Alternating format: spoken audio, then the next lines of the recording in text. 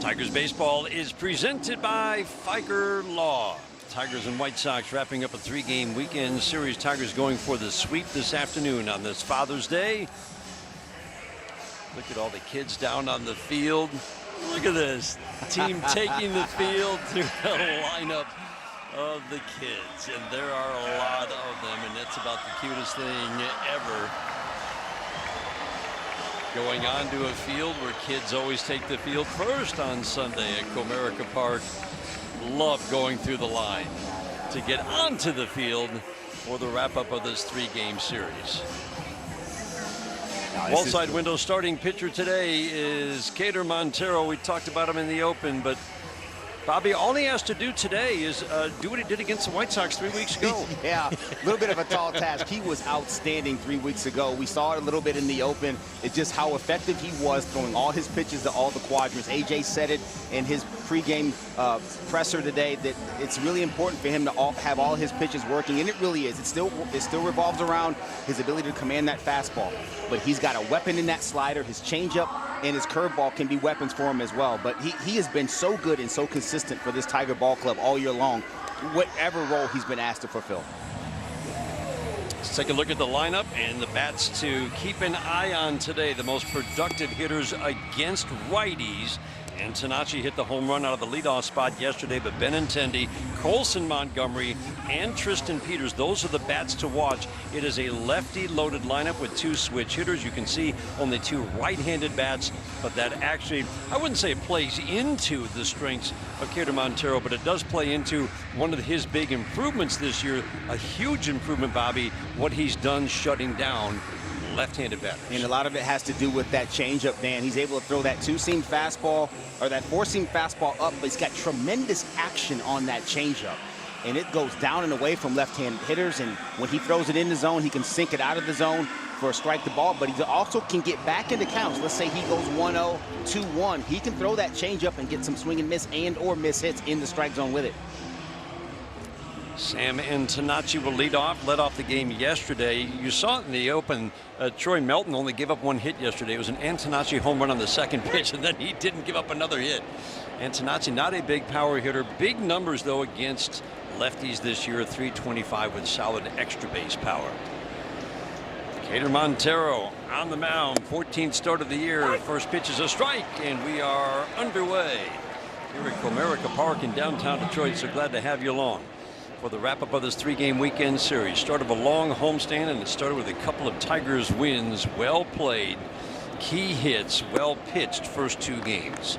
Changeup misses down and in. So for you, Bobby, that is the equalizer, or one of the biggest reasons for his improvement against lefties. I think so. When you have something that, when you're in the zone so much with your fastball, which he's been much better this year, you can throw that. It looks like a fastball, and it just fades away from left-handed hitters. Sinker away. Basically, it's a very similar lineup to what he faced 3 weeks ago in Chicago. They did take a couple of righties out to add in another lefty or 2. Softly in the air to center field. James Outman will take that. Make the easy grab for out number 1. Tigers starting defense brought to you by Marygrove Awnings. Trey Cruz getting his second Major League start. He's very good in the outfield. James Outman is superb in center field. The infield today, Keith McGonigal, McKinstry, and Torkelson from third over to first. It's been a well-played first 2 games of this series. It really has. Very clean, tight ball games. That's what you expect with 2 teams in this division. Ground ball up the middle and a diving stop. Got him. Fine play. Zach McKinstry takes a hit away from Benintendi. What a nice play by Zach McKinstry, ranging far to his right. The hardest part about this play, whenever you lay full out, especially on the infield, is getting to your feet in a position to put something on the throw. Zach McKinstry has a really good arm. You see it right there. He hits Torque right in the chest. That's a nice job right there. All-State good hands replay. Great work by Zach McKinstry. 2 quick outs. And Bobby, this is what we saw in Chicago. It was 65 pitches to get through the 6 innings. Unofficially, I went back and looked at my scorecard. 10 at-bats ended on one of the first 2 pitches in that game. 9 of those were outs. And this is going to be another quick inning for Cater Montero. It's what he does. The pop-up off the bat of Montgomery. And a 1, 2, 3, first 7 pitches for Cater. Get a large pepperoni pizza. Tigers lineup presented by your Southeast Michigan Ford dealers. Dylan Dingler's looking pretty good in that number 2 spot right now. What a month he's having. I think Dylan Dingler's fine anywhere AJ wants to put him right now, the way he's swinging the bat. One of the things AJ did talk about going into the weekend with Torres out and Dingler in that 2 spot, he said it's going to put pressure on some other guys like Spencer Torkelson in that 5 spot. Yeah. So that he needs to produce now with men on base. And I like what he did yesterday, splitting that gap the opposite way. When he's going right, you see balls going that way. Davis Martin has had a very good season through 14 starts. Some struggles, but as McGonigal takes ball 1, Bobby, you really look at the struggles in 2 of his last 3 starts. He's been more hittable. Almost feels like a correction was coming. But this is a much improved pitcher from what we saw with the White Sox last year. No, he's very good. He's been very, like you said, he had some trouble the last couple, and a lot of that was due to location. And watched 2 of those 3, and it was a lot of balls in the middle of the plate. He's got some really good stuff, though. Not a premium strike thrower, but more first pitch strikes, more total strikes, and the big number, a lot more swing and miss. White Sox talk about how he's just one of their smartest pitchers. He's got 7 pitches, 4 that you really kind of have to take consideration of.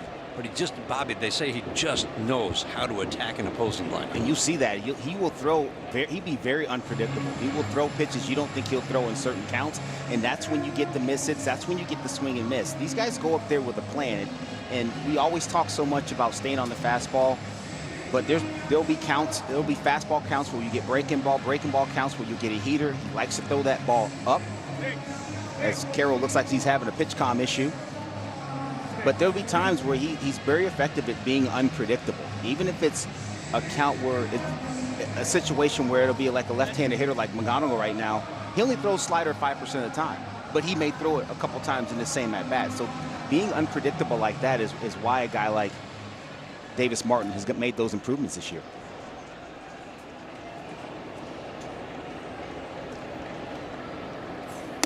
Looks like he may have the pitch comm on his wrist, Bobby, and calling his own game, perhaps. Not surprising. On the glove. Yeah. I've never seen that before. On the glove. That would be disturbing, I would think. Bounces the cutter. Time for StatCast 3D, powered by Google Cloud. Let's take a look, because this is always fun, looking at Dylan Dingler's hits in this series. And we talk so much about at-bats ending when they're supposed to end. You get pitches in the middle of the plate, you have to hit them, you have to move them forward. Whether they get hits or not, that's not necessarily up to you. Dylan Dingler's done such a really good job of hitting those balls hard when they've been in the middle of the plate. Starts him off with a sinker low and away. And Bobby, he just has, I mean, look at the last two at-bats yesterday. He has a knack for getting hits when he needs just a hit. Tigers just needed a single from him in the 5th inning, and they got it to score their first run. And then bases empty, take your shot. And so he did that. That's right. To start the 7th inning to hit a home run 430 feet. He's really developing into a fine hitter as well as a power hitter. You know me, I'm a big believer. You got to learn how to hit first in the big leagues. He's kind of moving through that progression. We're seeing the 17 home runs this year. And that's what it is. It's just not wanting or not feeling like you have to do too much in any given at-bat. Take what the situation gives you. Take what the pitcher gives you. There's going to be times where you can try to jump ship, and we saw it yesterday. He jumped ship in a big way. But like you said, take what the game gives you. If it's a base hit, take it. He's done a really nice job of doing that. Longest home runs of his career. The top 3 you saw all here at home all this year. Check swing. And that actually speaks to the stuff of Davis Martin. If you get Dylan Dingler to check on a breaking ball that bounces, don't see that, not the way he's going right now. Yeah, and again, you talk about the unpredictability.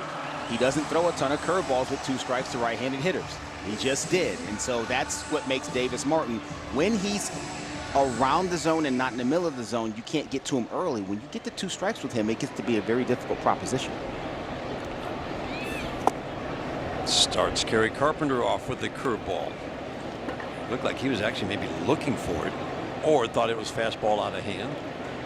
That's something with curveball, you always watch for the guys who are going to use the 4-seam fastball off of that, or vice versa. you're looking right out of that hand.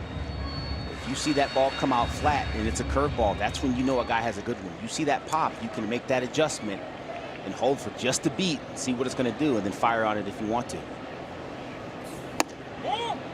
Carp takes fastball that just misses in. Fastball off the curveball. Martin gets an average number of ground balls.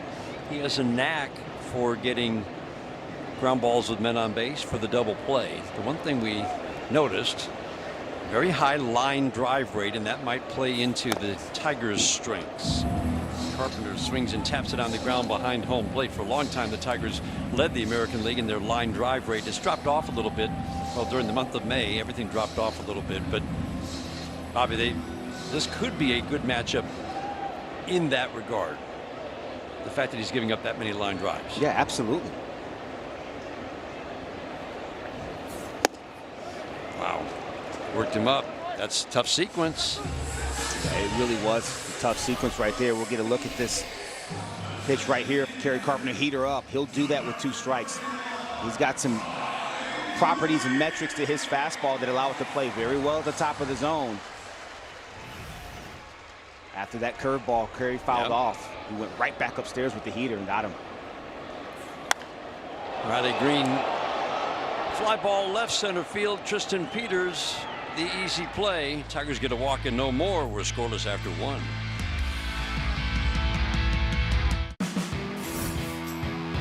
Ever cheer for your bank?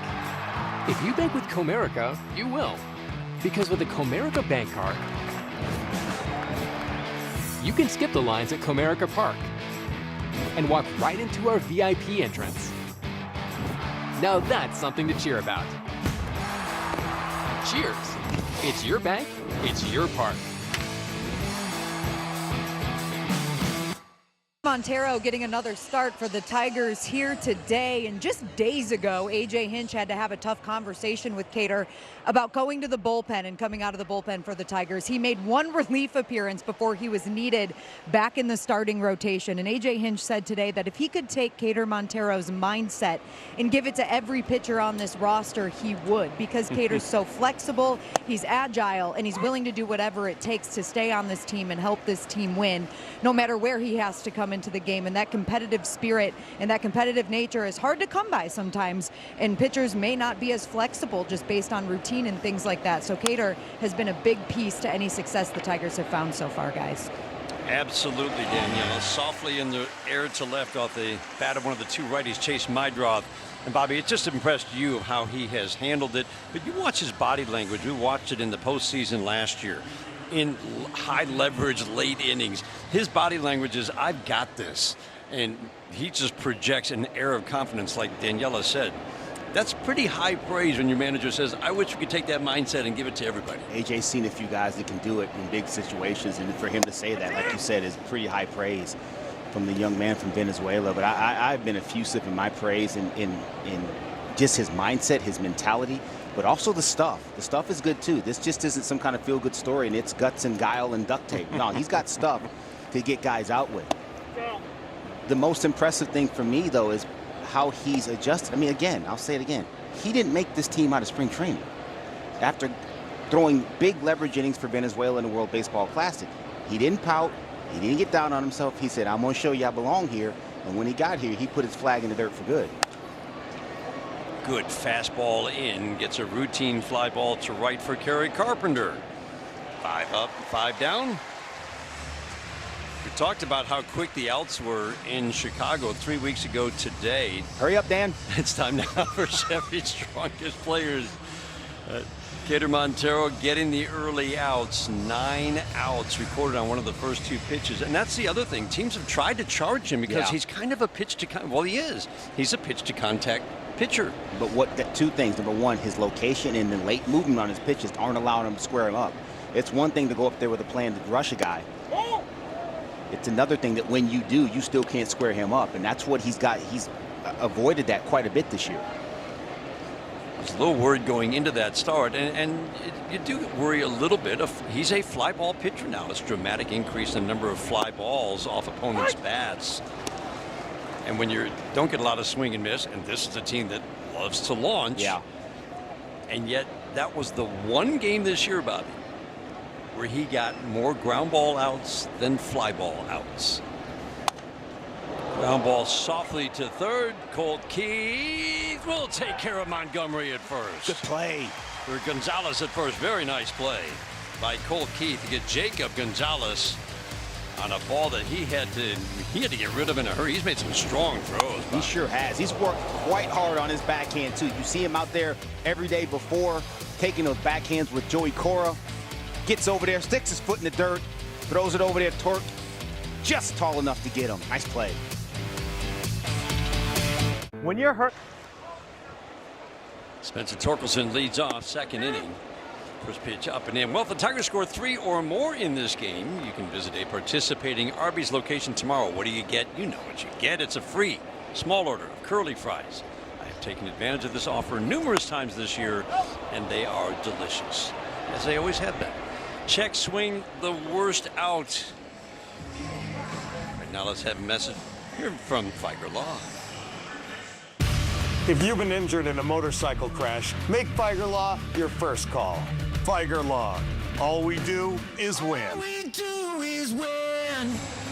It's hard to run, isn't it, when you check your swing and you hit a little tapper, you're like, oh my goodness. You really want to lay down in the box and pound the dirt right in front of home plate. That is on the list of the worst outs to make as a professional hitter. And all you can think about going back into the dugout is it's going to be another 3 innings probably before I get another shot. And I got to sit on that. That's the worst. The worst. It's the ground ball right back to the pitcher. It's the check swing like that anywhere in the area. Keith softly to left. And Tanachi has played left. He's played second. So, Bobby, let's talk about this Tigers offense against Chicago pitching. They are bottom 6 in the American League in run prevention, meaning they give up a lot of runs. It's both the rotation and the bullpen. We know there are good arms in both. Yep. But the Tigers have only scored 13 runs in 5 games against the White Sox. They have done a very good job, both in Chicago and here, keeping this Tigers offense down. Yeah, they really have. And there's some power arms out there, some guys with craft, guys with good stuff like Davis today, good stuff and a power arm and some location as well, and some guile. So it's been a struggle a little bit for this Tiger club to score runs against this White Sox team. And part of it, too, they're better defensively. They've made some improvements defensively. They are much more athletic, and they're much more sure-handed than they were a year ago. It's a lot of young players that are making up what is right now one of the top 2 teams in the Central with Cleveland. Good to see James Outman get a couple of hits yesterday. Yes. Came into the game as a defensive replacement after Jahmai Jones had pinch hit for Kerry Carpenter, and then he had 2 singles, and both were shots. One glanced off the glove of Antonacci, who was at second yesterday, and the other one he knocked down, but he couldn't pick up in time to make a play at first. The one off Joe Rock lefty, that first pitch slider, that was a big hit, and it was good to see him just hunt a pitch in the middle of the zone and fire on it and hit it hard. Fortunately for the Tigers, it ended up in right field. Swings and misses at a curveball down and in, and these 2 pitchers are matching each other right now. Pitch for pitch, we're scoreless after 2.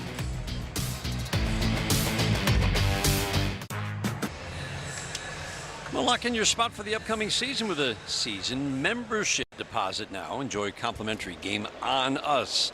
Membership in the 1901 Society delivers exclusive access, priority opportunities, and a whole lot more. Deposits start at just $100. They include an invite to the exclusive Select a Seat event. Later on this summer, you just come to the ballpark, you go, is that seat taken? They're like, no. And then you just go over there and you sit down and you're like, I like this seat. Pretty fun. Explore more at tigers.com/deposits. Switch hitting catcher Edgar Caro, really not strong from either side. A weak ground ball to McGonigal, 1 up and 1 down. Talk about how quickly he works and the easy outs that he gets. 15 pitches through 2, the fewest in any career start. But you look at, Bobby, the starting pitchers across the league. He's top 3 and has been all year in terms of the fewest number of plate appearances. Yeah. By opposing batters. When you're so efficient, you're in the zone, your stuff has movement, they put it in play early. That's what happens. Tristan Peters is having a very good year, and he's very good against righties, and he's going to make a routine out number 2. 3 pitches, 2 outs here in the 3rd. This is absolutely, there's fast and then there's this. Dan, this is ridiculous. 15 pitches through 2, now 18 pitches to get 8 outs. That's pretty incredible. That is production right there. Luis Angel Acuna at the plate. Speed guy, and the Tigers bring Cole Keith into guard against that bunt possibility. First pitch strike, and that's now 6 of 9 batters have seen a first pitch strike. He's going to attack. He's going to be in the strike zone. And he's going to get an easy out. Fly ball to left. This one is hooking and not home run distance. Foul, and it's quickly no balls and 2 strikes. I like your point, though, Bobby. I mean, I worry about pitch to contact pitchers because inevitably some of those, the more balls put in play, the more chances for a hit, right? But you said he just has that ability to miss the barrel again and again. And I think this is, I mean, we're not fighting over it, but I think it's a philosophical difference between yourself and me. It doesn't bother me as much because if guys have enough stuff and movement at the plate, and Cater does, and especially with the fastball, he can get you to miss with that miss under that fastball and just miss it up, or he can sink it on you with the changeup or that 2-seamer, and you can miss hit it down. So he does a really nice job of that, just like that. Pop up softly. Gary Carpenter calls off Outman to make the catch. No, you're turning me into a convert, Bob. Yes. Torque and Scoob. You guys. Trey Cruz remains the story of the weekend, becoming a third-generation big leaguer with his debut on Friday night. Trey joined us on our pregame show yesterday after the debut, and the way that he speaks about his family, Jose Cruz Sr. and Jr., who are both in attendance this weekend, is absolutely incredible. The things that he's learned from them, and the biggest thing that he said he learned was that baseball is what you do. It's not who you are. So being able to take everything in stride, learning to take it all in, and making sure he's a well-rounded man off the field too. Trey Cruz has been an incredible addition in terms of personality and everything that he brings to the clubhouse. Gels really well with these guys. Now he's just looking for his first big league hit. Family in attendance, waiting for that first hit. Man, we had a nice chat with him today. Yeah. He is the most personable young man. Hit it hard, but right to Gonzalez at first for the first out here in the third. Everybody's staying for today, and then some family members have to leave. You know, he was telling us his mom and dad. Mom and dad have to leave after the game. I think he said tomorrow to get ready for what he said. Are you familiar with the 29-0-29 event? I'm like, no. He said that's the elevation of Mount Everest. And he said they go to events. He says his mom has done this 5 times. They go to these events where you are hiking up a mountain, and you hike up that mountain the number of times that it takes, if the mountain is 5,000 feet, to equal 29,029, the height of Everest. That's an actual event, and you have 36 hours to complete. I said, are you hiking? He said, no, it's a hike, and you're also jogging up. Yeah, no. Bobby, you interested? That's going to try that sometime. See, that's going to go in the category of open water swimming. No, that's a hard no. I am a road cyclist and I enjoy my cycling, but to do that over and over, hiking and isn't that running, incredible? That's a hard pass, Dan. Wow. So they're going to Montreal. Line drive will drop for Zach McKinstry. The barrel goes all the way out to second. Zach heading for 2, and he'll make it. Love the hustle. That's good baseball right there by Zach McKinstry. He got sawed off. The bat almost went as far as the ball did, but it nestled in there, and then he noticed where Braden Montgomery was. Braden Montgomery was playing Zach McKinstry in that right center field gap as he hits a lot of balls that way. He got on his horse and got to second base. That's a good play right there with 1 out. Find a way to get to scoring position, heads up baseball. Every 90 feet matters, got to get him. You love watching him cut the bases. It's beautiful. It's a thing of beauty. He does such a good job. It's one thing to be fast. It's one thing to run well and be efficient on your trips around the bases. He's at a level taking the extra base that few have reached in the last several decades, the last 2 years. Hasn't been able to put his skills on display as much this year But that is an elite level skill, taking the extra base at an incredible clip, over 70%. Think league average is just over 40%. How often you go first to third on a single, second to home on a single. And stretch, in that case, singles into doubles. They measure that as well. Absolutely. Kevin McGonigal's been on 3 times with a couple of walks and a couple of hits in this series.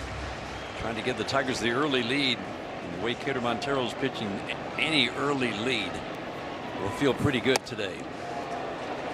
Walked on a 3-1 pitch first time up. That at bat started 3-0. Davis Martin, his big improvement, like Kader Montero's, has been against lefties this year. Much lower average and especially much lower power numbers for lefties. And Kevin McGonigal has drawn a walk. If this call stands. ABS challenge brought to you by T-Mobile, and he does indeed have a 4-pitch walk. Chicago's down to 1. Go figure that. Kevin McGonigal winning a challenge. He's so good at it. Has such a tremendous discernment of the strike zone and feel for when to challenge. It's a great challenge right there.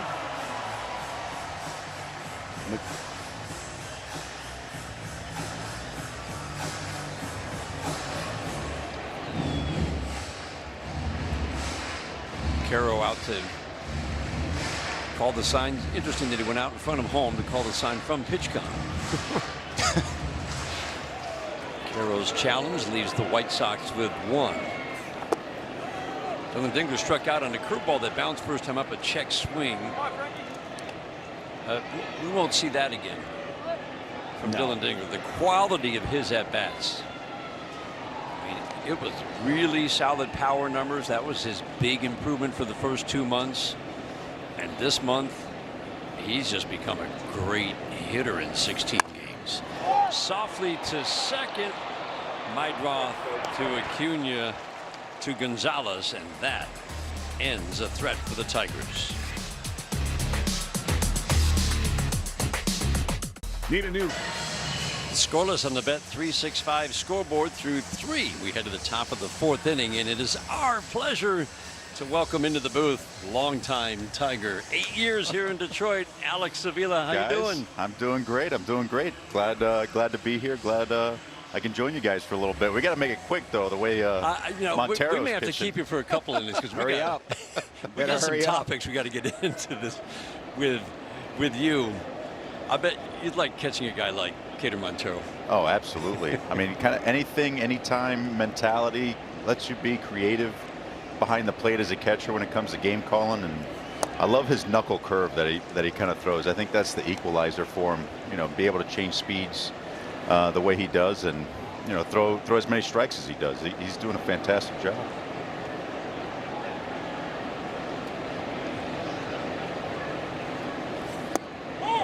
Home Depot working on a win. We got a challenge first. This challenge presented by Figer Law.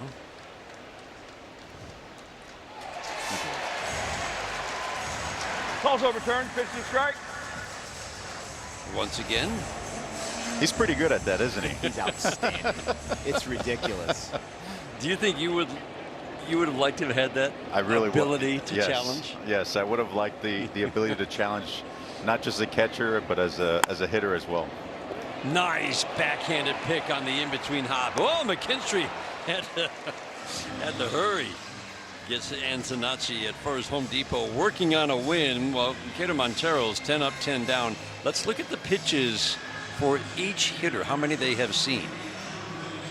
Little 1, 2, a lot of ones and twos. Yeah, not much. Alex, I want to ask you. We look at that graphic right there. I want to ask you. You see a team that's obviously being extremely aggressive early in the count, and you touched on something just as we came on. The creativity that a catcher has to have behind the dish. Walk us through what that looks like, especially given how teams are jumping Kader and how frequently they're trying to hit him early in the count. Well, that's something you absolutely talk about before the game, knowing that you're going to have an aggressive lineup. And, Montero matches up well with them because of their aggressiveness. Yeah. And I think, with Dylan back there, that's something I'm sure they talked about. And it plays into Cater's strengths a little bit. His ability to fill the strike zone, really with anything. His ability to use any of his pitches at any time in the count. So it's not just one way he's trying to get you out. And you can play with the idea of they're going to be aggressive to be able to get quick outs, weak contact. That's something that Cater does really, really well right there. Nice, soft, easy ground ball. This is pretty special right now. Benintendi on a 1-1 bounces out. Look at Cater Montero against a team that loves to launch a fly ball pitcher, and now that is 5 ground ball outs. Yeah, and that's a credit too to not just the game calling, but the execution on Cater's part, because you know he doesn't have the most overpowering stuff, but as a catcher, as a battery, your ability to be able to be unpredictable, to keep the hitters off balance, a little ahead or a little behind in their timing, is a credit to the pitch calling and the ability to create sequences that keep these guys off balance. I feel like in today's game we've gotten it's power this, power that, heavy sink spin. You talked about a little ahead, a little behind. I always talk about keeping the guy in the rocker. Yeah, the rocking chair. I hated being in that spot as a hitter. Yeah. And you just talked about that.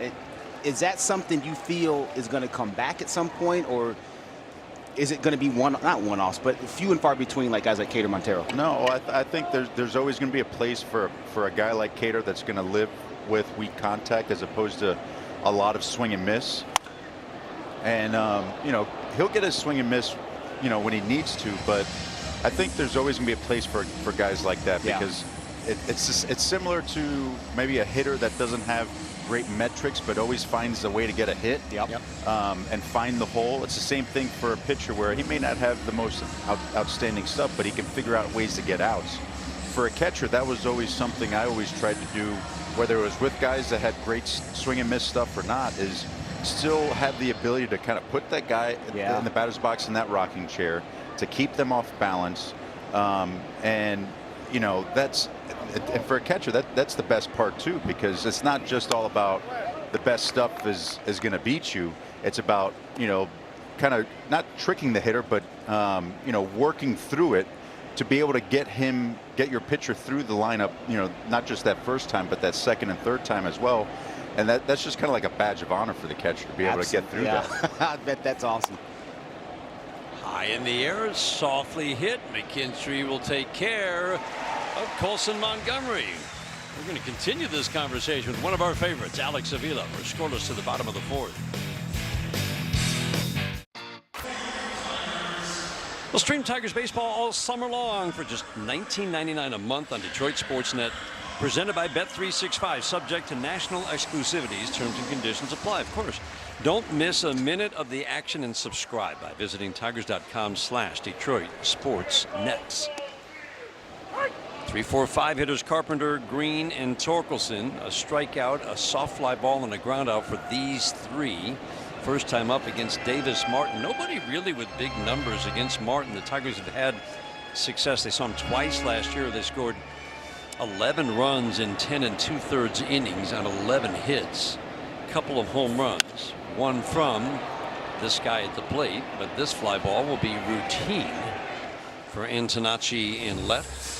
One quick out. What else? We are joined by Alex Avila here in the booth. And Alex, we have to ask you about the guy who, doggone it, may not be the starting catcher in the All-Star game, but should be. Dylan Dingler.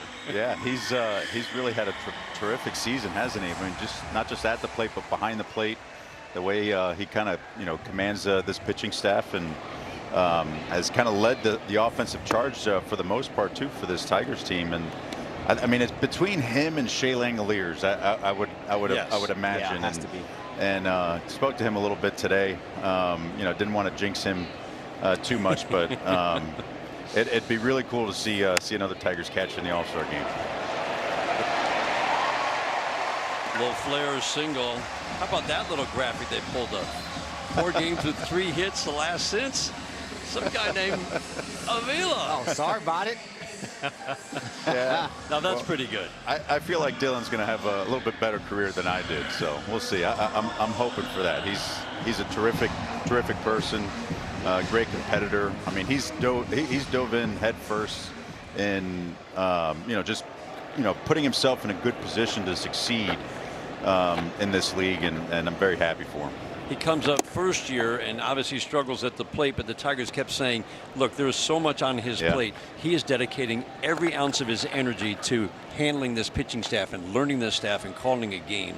That is such a singular skill. There's a real art to it, and you and Bobby were talking about it last inning. Softly to short, and that will be 2. My goodness. Can we keep you for another half an inning? Because as long as you want, really Dan, as long as you want. Scoreless through 4, and I can. You can't spell him. This is how you get a kid hooked on baseball for life. Bring them to a game when they're young. Always feed them them ice cream. I mean, there's only one way to go, Dan. That's full commitment. There you go. Use your sleeve, sweetheart. Oh my gosh. Sleeve, shirt, it's so fine. Don't worry good. about it. Dive right in, head first. That's the best. That's one of the great shots we've had this year. We've had some good ones. 33 pitches for Cater Montero through 4 innings of work. 12 up, 12 down. Has there been a hard hit ball? No. I don't have one. Alex, I wanted to ask you, as we continue to talk about Dylan Dingler and what he's doing in his evolution, the one knee catching thing. Yeah. You were on the very front end of guys really making that decision to go to one knee. People, there's polarizing camps too. Oh yeah. It's like hitting Twitter. You've got this camp, you've got that camp, you've got the linear camp, you've got the rotational camp. You've got some guys that are still holding on to the more traditional form. What are your thoughts? The evolution and how almost every catcher in the big league now is going one knee down, whether it be right or left. Yeah, well, the easy way to put it is I wish I would have done it sooner in my career. And, you know, I like, you know, catching in the traditional stance in the squat. I did that still throughout my career when I went to a knee because I felt more comfortable when it came to runners on base and blocking and throwing because I was just used to those fundamentals, that type of footwork. So I used it when there was nobody on base quite a bit. But for a lot of guys, it's more the norm for them now. It's what feels comfortable for them now. And I think that's the important thing, that each catcher has to figure out, you know, which way to do it, because there's several ways. You have your left knee down, your right knee down, different ways to set up to create angles behind the plate to be able to receive the ball correctly. You know, but then not just that, it's with blocking, it's with throwing. So you have to figure out as a catcher, when whichever knee is down, you know, what gives you the best opportunity to do those two things? What does your body, what does your athleticism let you do? And then make adjustments off that. There's not one way to do it. Right. But I love, you know, how Dylan kind of, you know, attacks this. And you'll see him a lot with his left knee up and his right knee down. You know, a lot of that too. I was the opposite. I had my right knee up and my left knee down because that felt more comfortable. But I think Dylan does that where, you know, his left knee is up most of the time because it gives him a little more leverage with his glove hand in order to be able to receive the pitch. The other thing is too is, you know, what he does really well. Oh, that could have been a nice play. First hit of the day is a little excuse me dribbler off the bat of Braden Montgomery after 13 in a row retired by Cater Montero. Yeah, it's just a little sinker here, Dan. Montgomery pulls off of it, hits it off the end of the bat. And from where Colt Keith was, it was going to take an extraordinary play. Braden Montgomery gets down the line really well, too. It's just one of those, excuse me, couldn't roll it out there any better than that. Yeah, but getting back to Dylan, you'll see it, like he'll preset his glove too before the pitch, where it kind of goes down quite early. Like he'll give his target, then it'll go down quite early to allow him to time the pitch as it's coming to be able to, you know, frame it correctly and beat the ball to the spot. So between that and the fact that his right knee is up gives him the leverage to keep those hands strong to be able to stick the ball well. High in the air to center field for James Outman. Jacob Gonzalez is out number 2 here in the 5th. But I've always been on the camp because, like you said, there's a lot of people that go back and forth on it and they're very passionate about it. You know, oh, if you got one knee down, you know, you don't block as well, you don't throw as well. I don't think that's the case because we've seen a lot of major league catchers kind of disprove that theory by being able to block and throw well from a knee. And it depends on what your athleticism is. The catcher's the best athlete on the field, right? And the smartest. Come on now. I'm going to beg to differ. I'm going to go with middle guys, but that's all right. I feel like I'm biased too.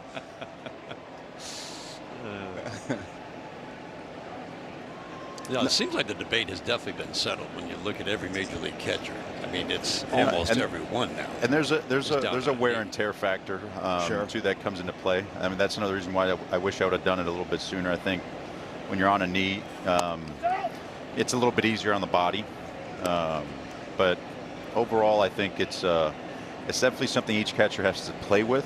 As far as what is comfortable to them, and never be afraid to change and make adjustments, because that's how you get better. First 2-0 count of the day for a White Sox hitter. And unofficially in my scorebook, that's the first 2-ball count the White Sox hitter has seen. I'll tell you a good story, Bobby. When I started doing that and messing around with it, so catching Scherzer, Max loved the visual target, right? And he wanted to see both my knees in order to give him that kind of squared target, that framing, so to speak. He'd like a higher chest, and almost like you said, like a frame, to throw at. And when I started playing with that, I told him, it's like, hey, this is what I'm going to be doing.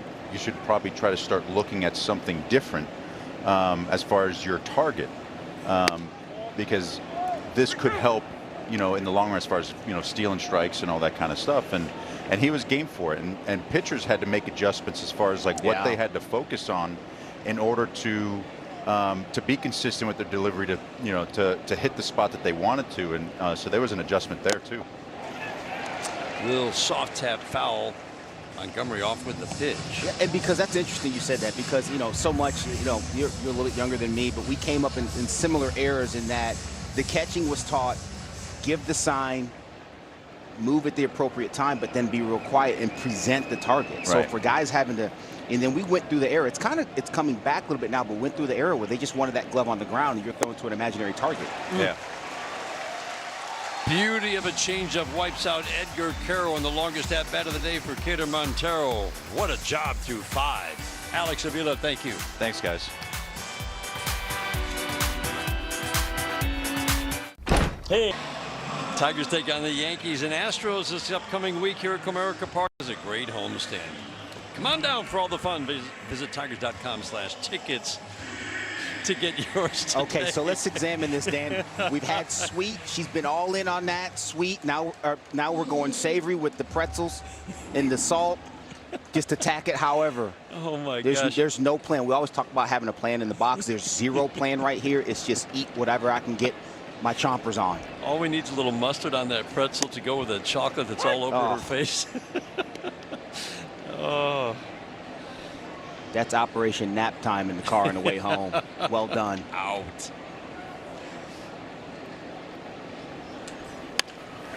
Base hit into left. Third hit of the day.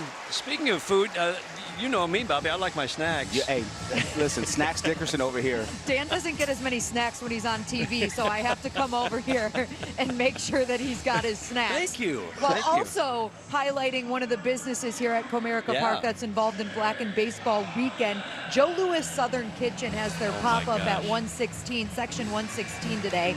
They also have 2 restaurants in the Metro Detroit area, opening a 3rd on Woodward, which is going to happen later in July. So they're really excited. And you guys, I tried some of this earlier. You're going to love it.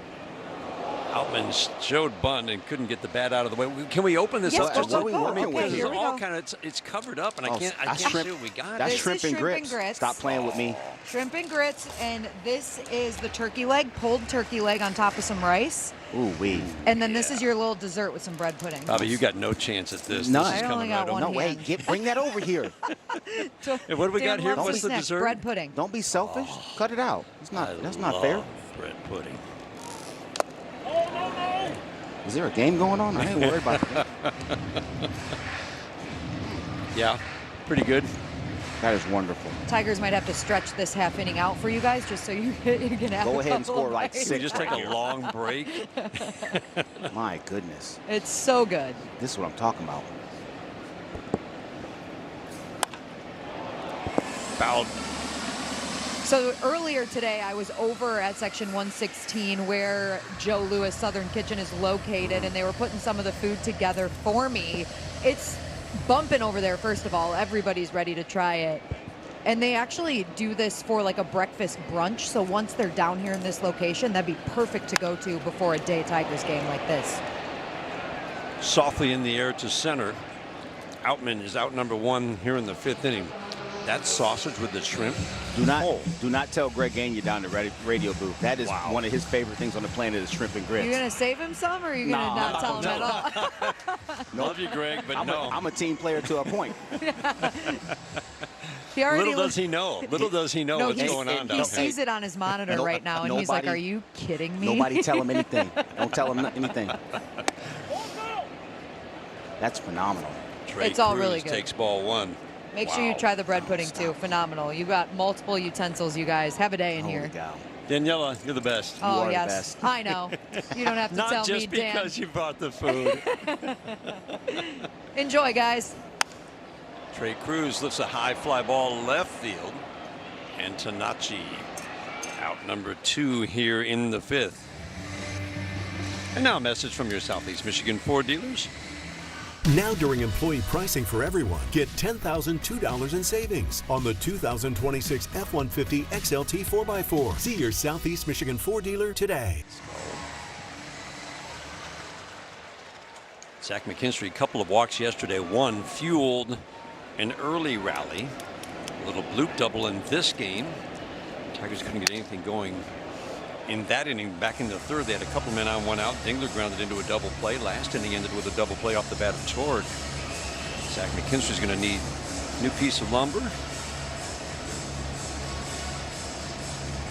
Frankie Boyd, bat boy, always ready with the business. Bat. Best in the business. All-star. Yep. All-star Frankie Boyd. He logs many miles every day. These guys are tremendous. Dan Ross and his staff. Unbelievable what these guys do on a daily basis to get these guys ready to play. The hours they put in. Spring training, first of all, which never ends for them. Ever.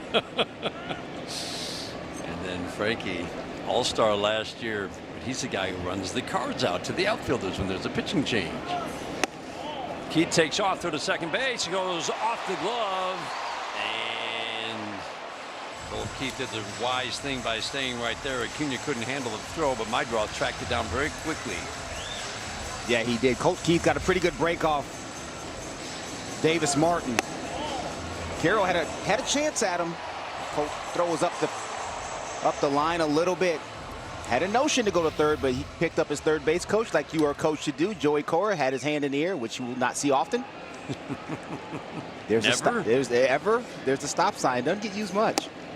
Good hitters count for Zach McKinstry, but he's swinged through a cutter. Kader Montero's gotten the easier collection of outs, but this has been impressive for Davis Martin. In between the 2 rough starts, Davis Martin, just to give you a feel for how good he's been, had an outstanding start against Atlanta, and that's a tough lineup to face.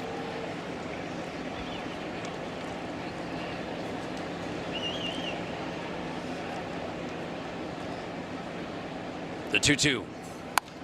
Line drive into center. That'll score a run. Keith around third. Zach McKinstry delivers with 2 outs in the 5th. Tigers on the board. That's a great swing by Zach McKinstry right there. Big time RBI, just what the doctor ordered. Got a cutter up, swung through it. The pitch before, a little slider down. He's out in front of this ball. He rides it out with that front side. Watch that front knee break a little bit. Gives him some adjustability. Gets enough of it. Just blocks that ball into center field for a knock. That is good 2-strike hitting from Zach McKinstry.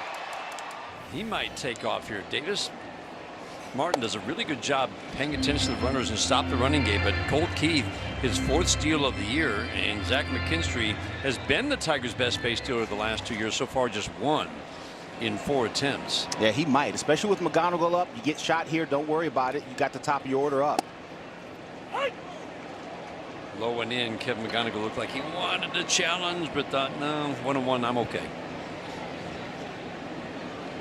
Bobby, we've seen Zach McKinstry do today 2 hits, both what we saw last year, line drives. Yes.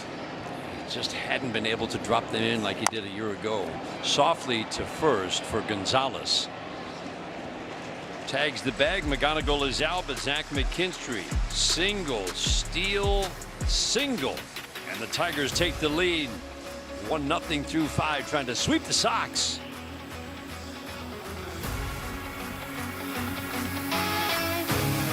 Good drivers hate that. It's time for the Call Sam best call.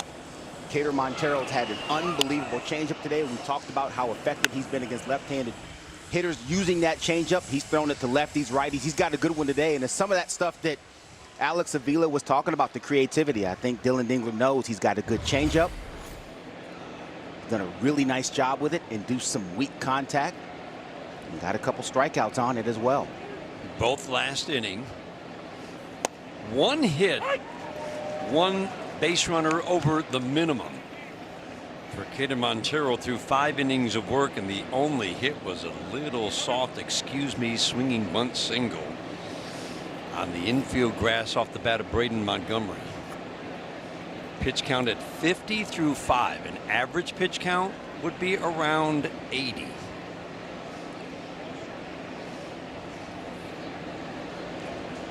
This is a really nice pickup. Tristan Peters from Tampa. In the offseason, only had a handful of major league at-bats. White Sox picked him up, and he's just been a really rock-solid bat, hitting .280. Some extra base, occasional home run power, but he's going to give you a good at-bat. Good bat-to-ball skills. Base hit into right. On an 0-2. That was that knuckle curve, Dan. That curveball, he wanted it. Dylan Dingler was asking for it down and below the bat. This is one of the few pitches today he didn't execute. It's middle of the plate. And like you said, Peters having a nice year, good pickup from Tampa. That's what big league hitters do to pitches in the middle of the plate. Hasn't been there much today. No. Cater's done an excellent job stopping the running game. 1 steal in his 13 starts and 1 relief appearance. Acuna tried to bunt his way on and almost got hit by the pitch. I think if he had been hit, it would have been strike 1 anyway. I think you're right. Luis Angel Acuna, younger brother of Ronald Acuna Jr., does not have the same hit tool. He's got wheels, though. Oof. You want to keep him off the bases. High in the air to left. This is deep. This is trouble, and that ball is, are you kidding me? Wow. Luis Angel Acuna had 0 home runs, over 300 at-bats the last 2 years. He's just hit his first of the year, and it's a 2-run shot. Hanging breaking balls go a long way, Dan. That ball is at the top of the zone. That's the first one you've seen pop out of the top of Cater Montero's hand. Usually he has a little bit better line where it looks like a fastball, and that one popped out of the top. You saw Acuna recognize it. Hanging breaking balls, like I said, go a long way. Man. Colt Keith will take care of Sam Antonacci. That's about as stunning a home run as you will see. I mean, he's a speed guy, relies on getting on, running the bases. Did hit 3 home runs for the Mets in his debut season in 2024 and just 40 at-bats, but he hasn't shown that kind of power. Into the visiting bullpen? That's a long way. He did not pick on a small part of the yard. Andrew Benintendi's been hitting with some power. As we mentioned, this is a Sox team that's still hitting with great power. 22 home runs in 14 June games coming into this series, even without Murakami. He was injured in that first, heck, it was the first inning of the first game 3 weeks ago in Chicago. Zach McKinstry to Torkelson. Benintendi been hitting with quite a bit of power in his absence. Tigers done a nice job against him, now 0 for 7. You see 2 quick outs after the single and home run, and I think this speaks to Cater Montero's growth. years past, maybe his first year in the big leagues, you see him maybe unravel, try too hard. He gets right back into what he needs to be doing. No problem. No worry. We're going to throw these sinkers in here. You're going to hit it soft somewhere, and that's exactly what's happened for 2 quick outs.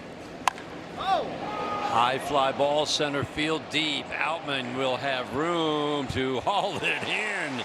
Oh, he got a good jump. Olson Montgomery made a bid for his 21st. Dylan Dingler, Carpenter, Green coming up. Tigers down a run.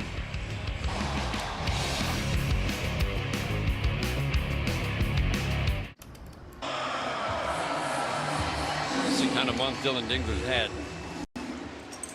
WRC plus, that's just like OPS plus. Those two lists, if you put together a top 10, are pretty similar. Just basically grading how a guy is above league average when it comes to creating runs.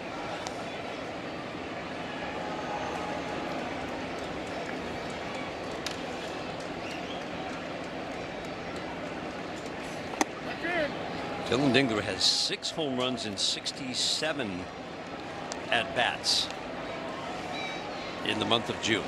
Power numbers were there. The batting average was in the 220s through May. He's hit 380 in this month. Let's go down to Daniela for a little more. Yeah, I talked to Dylan Dingler today just about the physical aspect of how much he's playing this year. He said this is by far the most baseball he's played in his career. And he told me that a lot of it has to do with the mental side of the game, just understanding how he's feeling, understanding how to work physically and how to work with the trainers to maintain the pace that he's playing at this year. And he said that a lot of it is just knowing when to slow down. Acuna to Gonzalez for the first out in the 6th inning, because he's not getting any days off right now, Daniela. Right, he's DHing on the days that he's not behind the plate. When Raj catches, he's usually in that DH spot like we saw yesterday. And what he means by knowing when to slow down is less is more in the weight room, or maybe skipping a day, lifting in the morning and doing it for night games only. Just trying to adjust to how his body's going to feel best as we head down the final stretches of this season. AJ very impressed with how days when he's not catching Bobby, he is preparing for his at-bats against every possible pitcher that he might face, and he brings that to the game on the days that he's DHing. Well, also, too, you never know. He is the second catcher when Raj gets to start, so he has to continue his game prep. Yeah, you know, in a case pinch hitter. It's like being the backup quarterback. You always have to be dialed in. There's no days off in that regard. So it's a day off from actually doing the work of catching. Yes, it is not a day off from doing the preparation, which can be draining as well. Last year lefties hit Davis Martin for average and power. It has not been the case this year, and we have certainly seen him pitch the Tiger lefties very tough today. McGonigal has a couple of walks. Carpenter 0 for 3 now. Riley Green a player single his last time up. Cole Keith with a ground ball single, but it's the power numbers that are impressively lower against Davis Martin this year. Came into this game, he'd only given up 6 home runs in 82 innings of work. Tigers down a run, trying to do something about it with 2 outs in the 6th inning. Kerry Carpenter has been victimized by a fastball up for a strikeout. Now the breaking ball down. Well back third base side. That's that fastball at the top of the zone. Riley's done a much better job of fouling off this year. Or, I'm sorry, laying off this year. He fouled that one off.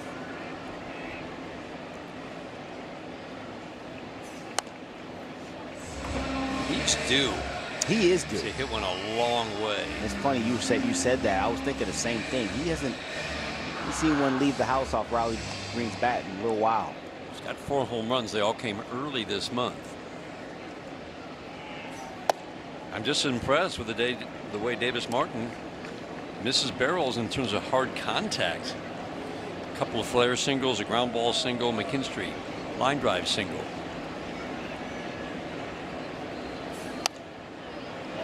You know, Dan, it's only 4 strikeouts through 5 2/3 from Martin, but he's a lot like Cater Montero, and he does a really nice job of finding ways and finding pitches that can get off the barrel, miss the barrel above or below, soft contact.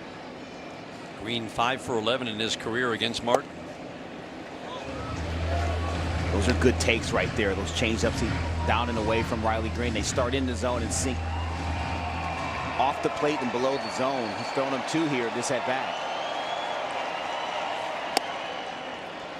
Really nice trip to the plate. Riley Green sees 7 pitches, draws a 2-out walk. See if that can start something here in the 6th inning. Well, let's spin the wheel. It's time for the Carhartt Tiger of the Day. I love this. Learning about Eddie Williams. How about that? 4th overall pick in 1983, same year as Roger Clemens and Dan Plesac. That's a lifer right there. 14 years in the minor leagues. My kind of guy right there. You get a shot at Dan Plesac doing television for the Chicago White Sox. Had a great conversation with him the other day. He just loves talking baseball, doesn't he? He sure does. Torque 0 for 2 today. Again, these are the at-bats you kind of, as AJ said, the focus is kind of on now that he's in the number 5 spot. Man on 2 outs, see if he can keep the line moving. Cole Keith waiting on deck. 1 for 3 with a walk in the game yesterday. He had a double. Martin pitching to him carefully. 2-1. And this is again where you know if you're Spencer Torkelson, where people have gone with you all year long. They'll show you 1 fastball away, likely a 2-seamer. Maybe show you a 4-seamer away, but then it's spin, spin, spin. Yeah. Up the middle into center field. Keep the line moving, and Riley Green will scoot over to 3rd. That's great base running by Riley Green. First of all, a good swing by Torque. Got a 4-seamer down away from him, stayed where it came from. Up the middle, you see Riley. Anytime a ball goes grass, dirt, grass, you need to be going the extra base. Great decision. Grass, dirt, grass. Here you see on the grass, got a little dirt, into the grass, not going very fast. Excellent decision by Riley Green, going 1st to 3rd. Get that extra 90. And you better believe it. That's what we do. Take the extra base. Raj cheerleading his boys out there. 1st and 3rd here.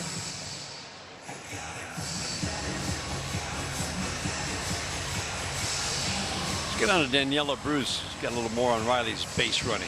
Yeah, I was chatting with Riley the other day. He went from 1st to 3rd in the first, or I'm sorry, 1st to home in the first game of this series.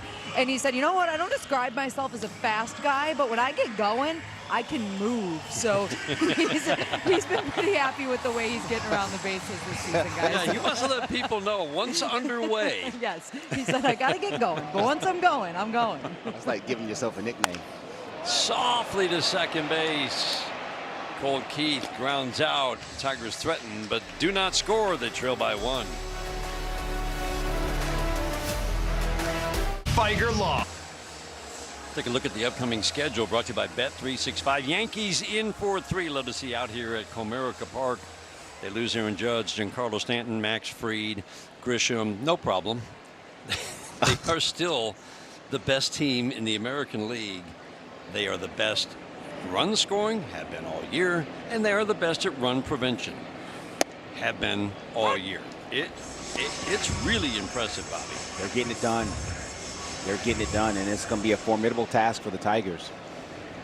But they got to figure out a way.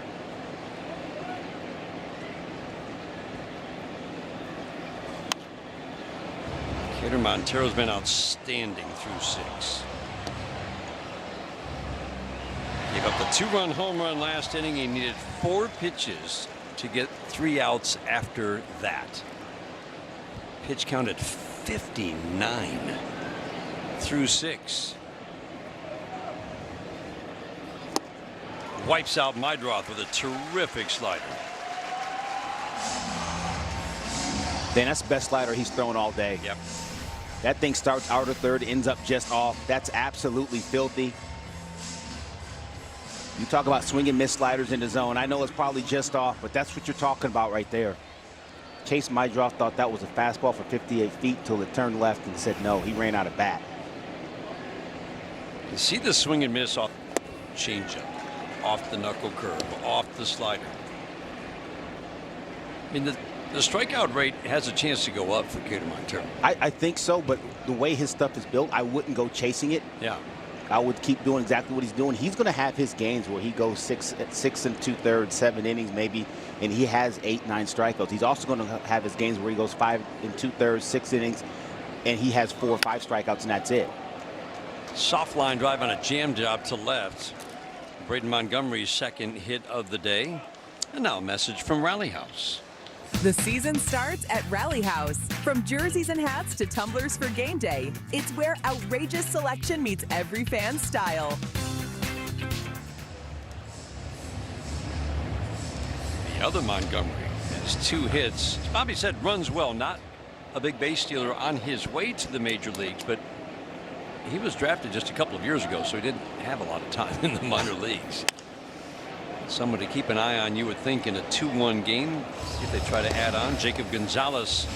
As you mentioned, Bobby, this is a young lineup, and they've been top 5 most of the year. They've climbed to number 2 in the American League in run scoring, and they are leaning on youngsters. Yeah. Colson Montgomery, Jacob Gonzalez, Braden Montgomery, Tristan Peters. I mean, a lot of guys with less than 2 years of experience in the major leagues. And they have all produced in one way or another. Well, they've done a nice job in their development system, their identification system, guys they've gotten back in trades.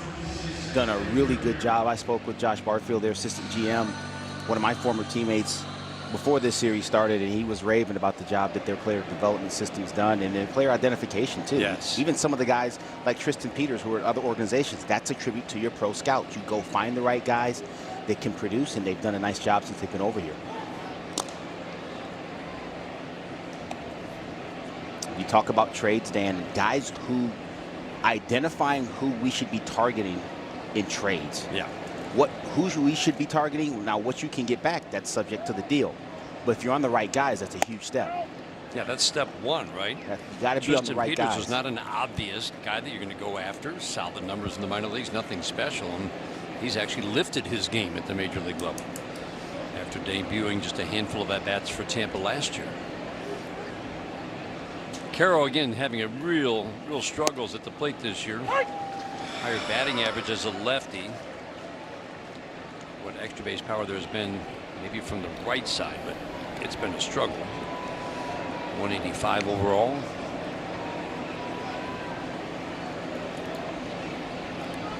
Montero trying to make this a 7-inning start. Who knows? He might stay in. Softly to first, and Torkelson can't get it before it goes foul. 10 outs recorded by Kader Montero on one of the first 2 pitches of the at-bat. The White Sox didn't change anything in their approach, Bobby, did they? No. From what we saw 3 weeks ago, charging him early, and they hardly hit a ball hard other than the 2 hits last inning. That's also a tribute, Dan, to Kader Montero, because he had to know that's what they were going to do. They did that. He's continued to execute at a high level. Trying to get through 7. Fair ball, man, bounce it down the left field line, quickly over Trey Cruz, throw to third, and just enough offline. Very aggressive base running for Braden Montgomery, running with the play right in front of him, goes first to third, hit just enough down the line for him to get the extra 90. Now, Carroll just got a gift right there. You couldn't roll that one out there any better either. Trey Cruz did a nice job getting over there in plenty of time. I think it took him off guard just a little bit. That Montgomery was going? No, absolutely. I mean, there's, you know, what we just talked about, the grass, dirt, grass rule. More often than not, you need to go ahead and go. Montgomery did that, but it was right in his face. Colt Keith does a nice job, and then very aware, turn around and look at the batter runner to see if Kiro was trying to advance towards second base. Drew Summers getting loose now in the Tigers bullpen. First time that the White Sox have had a runner in scoring position. They scored their 2 last inning. 2-run home run from Luis Angel Acuna.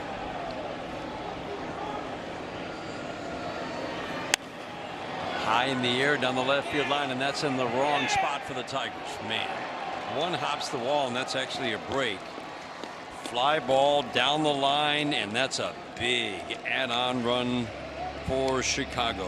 3-1 lead. Cater Montero's been hurt on 3 breaking balls, 2 hanging curveballs. This was a hanging slider. This is just off the plate. How Peters gets to this pitch is one thing. How he hits it with anything on it is another. And like you said, just a fly ball in the wrong spot. Now Cater Montero really needs to get Acuna, because remember, Summers just started to throw. First pitch up and in. Dramatic dive out of the way for Acuna.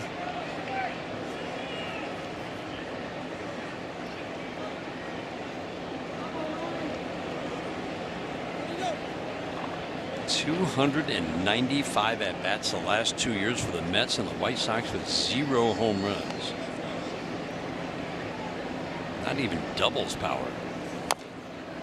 And he put one into the visiting bullpen on a day when Cater Montero had just mowed through most of the first 17 batters. Yeah, just really surprising right there. That slider was or that curveball that Acuna hit was at the very top of the strike zone. Just tomahawked it.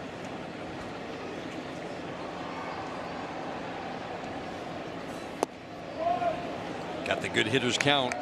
Hit it out on an 0-1. Came in hitting .210, just over 120 at bats.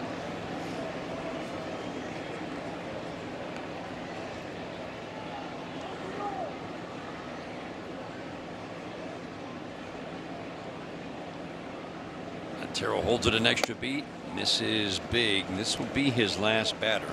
Try to get a little extra on the 2-seamer, but 97 was the little extra, but the location off. And Tanachi waiting on deck. Drew Summers will surely get him. Softly in there to right. Carpenter is there. Adam played perfectly toward the right field line.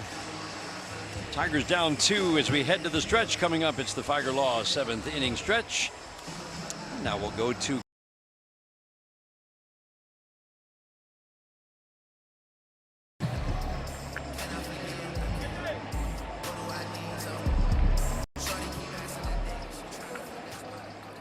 At this time, we ask that everyone please stand and join us in the singing of God Bless America, performed today by Carla Pace. God bless America, land that I love. Stand beside her and guide her through the night with the light from above, through the mountains and the valley to the ocean wide with foam. God bless America, my home sweet home. God bless America, my home sweet home.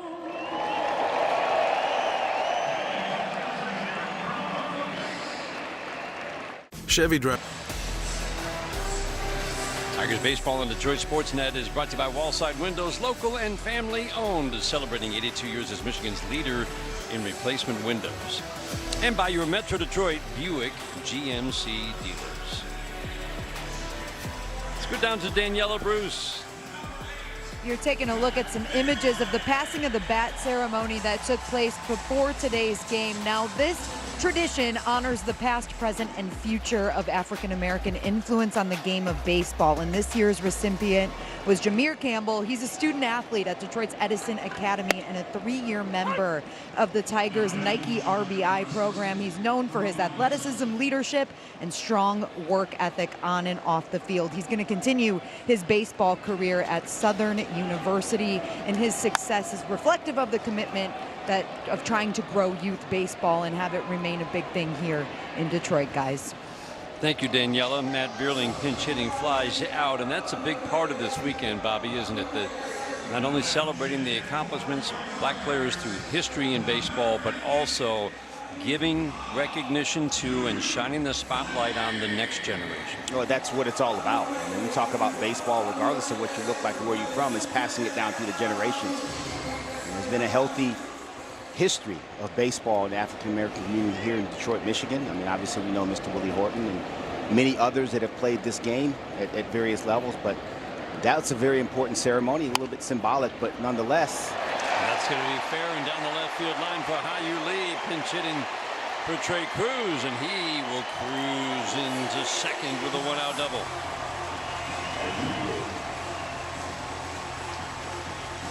Hyu Lee, a little instant offense right off the bench. He's not waiting around. He gets that sweeper from Hudson, and he fires on it quickly. Tucks it inside that third base line. It finds his way on with a one-out double. Third pinch hitter in a row. Jahmai Jones pinch hitting for Zach McKinstry. Hudson. We got 4 lefties in this bullpen. We were figuring 2 are probably unavailable today. Jahmai takes a fastball for a strike, and Bobby, that's one of the things. It feels like he's just kind of caught in between some at bats, but he's not firing because he hasn't been seeing many first pitch fastballs. And that's the doubt. That's the doubt. They've spun him to death, and now he locks up on a fastball right down the middle, first pitch. And then he sees spin the rest of the at bat. And you see spin the rest of that bat. He gets one he can handle, he fouls it off. And when you're not going the way you want to go, you feel like this is what happens. You're 0-2 before you can blink. 36th appearance of the year for Brian Hudson. Heavy workload for this big, tall lefty. Fastball up and away. Man, just want to see him drive the ball hard somewhere. And this is not a guy that you're going to tie the game with one swing of the bat. Hudson's given up just 1 home run in 35 innings. Doesn't get a lot of swing and miss. Good take. It's really hard too, Bobby, isn't it? When coming off the bench, you're struggling, and you feel like every at bat starts 0-2 because they usually do. To even take a pitch. Yeah. To work an at bat. I said it yesterday during the broadcast. When you're a pinch hitter, even though Jahmai Jones, this is what he's done. You got to hit the first thing you see in the zone, smoking. Sweeper under the bat. And Jahmai Jones can't find that sweeper. 2 outs. That leaves it up to Kevin McGonigal. 3 different teams in parts of 4 seasons for Hudson. Great year with Milwaukee 2 years ago. Injury shortened season last year. It brings a 2.30 ERA into this game. Throw to second base, goes into center field, and Hyu Lee will head over to third. The throw won't be nearly in time. Poor throw from Hudson to second. Lee's at third with 2 outs. Yeah, Hyu Lee was dancing around, and Hudson turned glove side and just threw a scud into center field. Not insignificant, this 90 feet. Got a guy that has a big sweeper. Left-handed hitter up there. You know Kevin McGonigal is going to get 1 or 2 or 3. If you get one, Carroll does not do a great job blocking balls. Neither does Romo, for that matter. That 90 feet could be the key to Tigers tying this baseball game. This lefty does not shut down lefties. Sweeper for a strike. Kevin McGonigal has done a very good job against lefties in his rookie season. Yes, he's better against righties, but he does more than just hang in against lefties. Lefties have hit .315 against this lefty the last 2 years with some power. They'll pop up, and Montgomery will take care of McGonigal. Tigers get a runner to third, can't get him home. They're down 2 after 7. Detroit was built on hard work, and the people who show up every... Want something to simplify my day? Get a GE Profile fridge that lends a helping hand and all-in-one laundry in a new eye-catching color. Find your appliance answers now at the Home Depot. Tigers baseball on the law. All we do is win. And by Menards. Save big money at Menards on all of your home improvement needs. Scenes from the dinner that this guy hosted the other day. No, it was a special night. Black Diamond dinner, part of the Willie Horton Foundation in conjunction with Comerica and obviously the Detroit Tigers. We honored posthumously Mr. Pete Hill and what he meant to the Negro Leagues. It's really special. We had a lot of folks there, the family of Norman Turkey Stearns, Miss Joyce Stearns-Thompson, Rosalind Stearns-Brown, Mr. Horton was in attendance, Johnny Walker, Charles Coots Willis, Tommy Hayes, Pedro Sierra, former Negro League players. And it was a very special night, and it was just wonderful to see the different generations. Jameer Campbell was there. He received his award as he's going to play at Southern University. Coach Chris Crenshaw down there. So it was really nice to see just how well attended it was, and just the good job feeling that was in done. that room that night. Great wasn't feeling in that room, and true special shout to Asia Pearson with the Tigers, Senior Vice President of Brand Marketing here, did a great job putting that event together. It was an honor for me to host that event and the ones yesterday all throughout Black and Baseball weekend.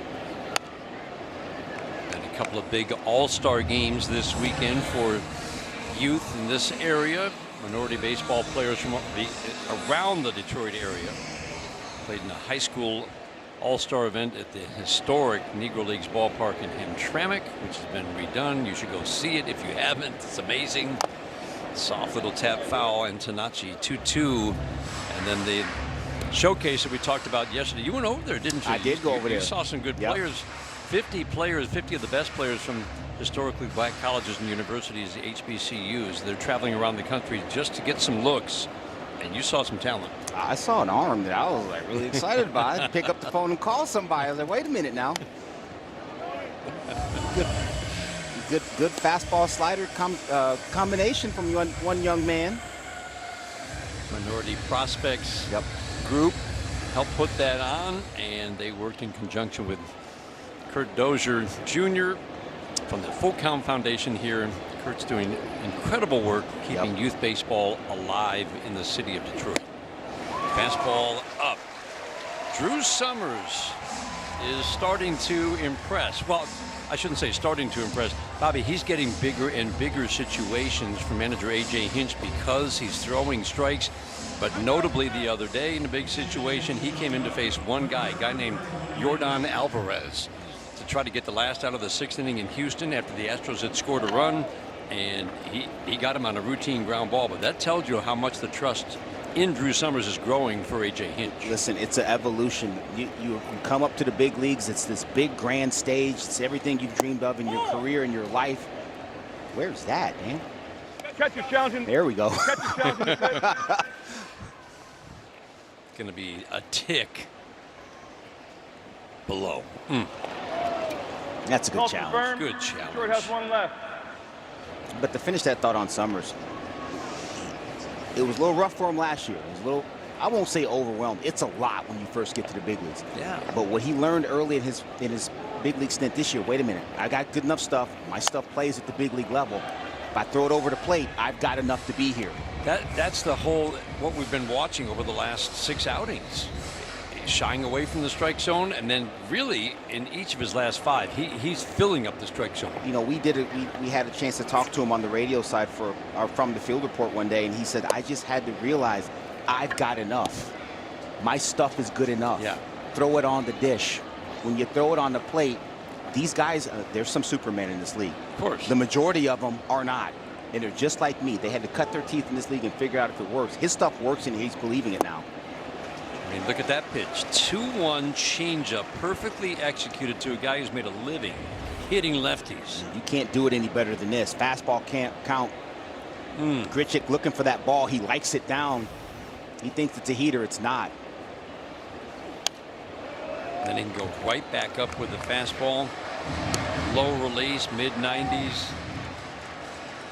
We've seen hitters that they're late. He's on that fastball. It's a different look. He's a low arm angle, basically side arm. When you're delivering 95 from that spot, it's got like that upshoot fastball. Very difficult to square up. Trying to get him to chase. Randall Grichuk, what a pickup. Yeah. The Yankees let him go after a 6-for-31 start. They know that he obviously used to be a full-time player, now makes his living by hitting lefties, and he's hitting lefties again this year. Already hit 6 home runs for his new team. Got him. Beauty of a slider down and in. 2 long at-bats, 2 strikeouts, both swinging. And now a message from Figer Law. If you've been injured in an auto accident, make Figer Law your first call. Figer Law. All we do is win. All we do is win.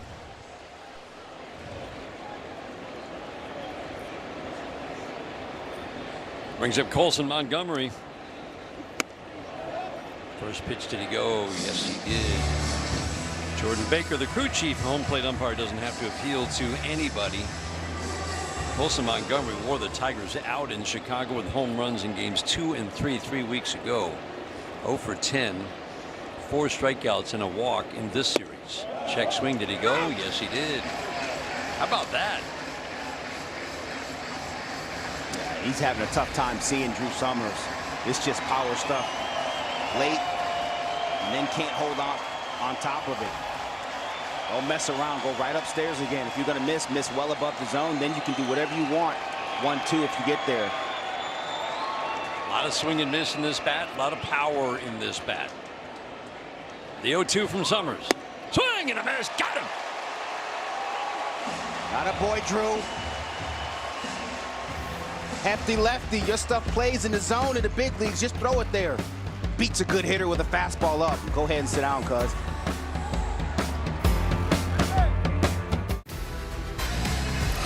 Here's our Comerica Bank game summary. Tigers got on the board first. Nice piece of hitting by Zach McKinstry. Line drive single with 2 outs in the 5th. Plated Colt Keith, and then the stunning blow. Luis Angel Acuna with his first home run of the year into the visiting bullpen. And then this fly ball in the right spot down the left field line, hopped the wall, and produced a run in the 7th. Tigers down 2. Grant Taylor, our first look at him. Outside windows pitching change brings this righty into the mound. Exact same number of innings this year as he did last year. 36 2/3 coming in. He is a much improved pitcher. Fastball misses. Waiting on deck, Kerry Carpenter, sponsored by C&L Ward. Opponent's hitting just 212, no power. This one's deep. This one's got a chance, and that ball's gone. Off the top of the fence for Dylan Dingler. Number 18 in an incredible power surge in the month of June. Tigers within 1. Dylan Dingler has been tremendous on all pitch types, especially the fastball. You are not going to beat 13 with a heater.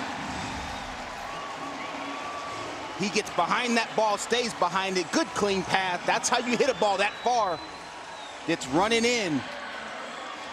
And keep it not only fair, but to the big part of the yard. That's just tremendous hitting. That's a clean path and a strong man that's on time right now. Kerry Carpenter can't lay off 98 up. Second home run in 128 at-bats that Taylor's allowed the last 2 years to a right-handed batter. Carpenter falls behind quickly, no balls and 2 strikes.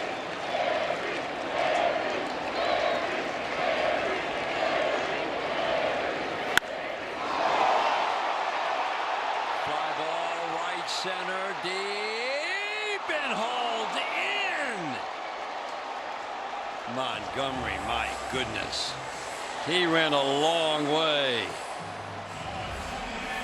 I don't know where Tristan Peters was playing, but Braden Montgomery got on his horse and made a tremendous play in the right center field gap. Kerry Carpenter can't believe that ball got caught.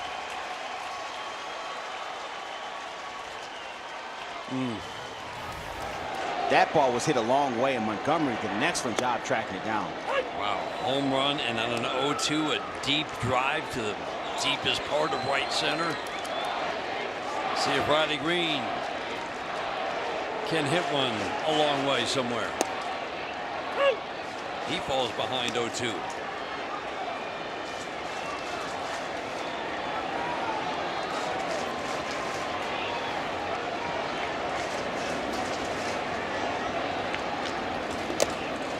Curveball bounces.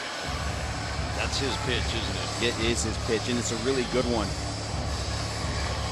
Throws it hard, 84 miles an hour for a curveball is really hard.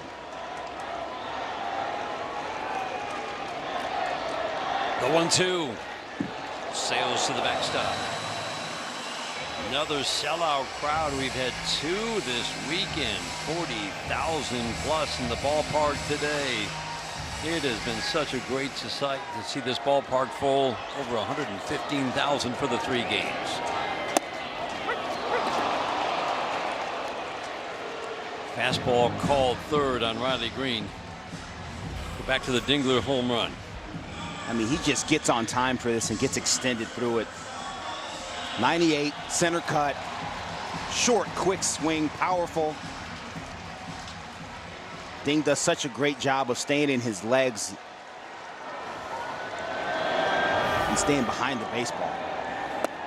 First pitch fastball, triple-digit fastball to Spencer Torkelson. Yeah, you can see why they might like this guy. Yeah. 3-digit fastball and an overhand hammer power curveball. That works. You get by with those 2 pitches, it feels like alone. Check swing didn't go. Junior Valentine on the appeal. Dingler's home run, a projected 384. Carpenter's out, 390. Pull one down the left field line right here. Carroll will challenge.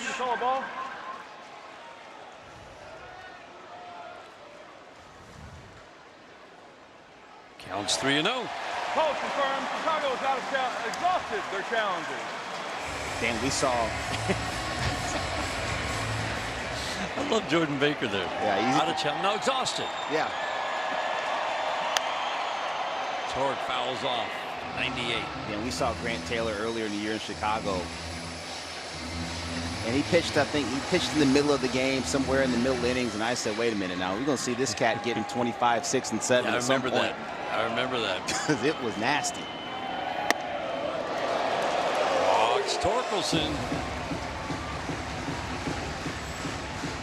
He's a youngster. 2nd round pick 3 years ago out of LSU. He's just 24 years old. Debuted last year, 4.90 ERA, but he was actually pretty tough to hit. He's cut his walks sharply this year. Walk rate of 2 with a strikeout rate of 13 per 9. He's going to get every kind of opportunity to get big outs late. Keith takes fastball, strike to a little off the fastball, perfect location. Keith's 1 for 3. 4 home runs in the space of 10 at-bats after none through 185 to start the season.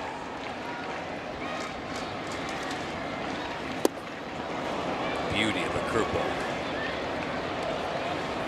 Those are the ones. And you talk about the velocity. That's just tough. I mean, as hard as Taylor throws, you're on time. You feel like you're on time for it. And then it's just that spin. It just bites down out of the zone.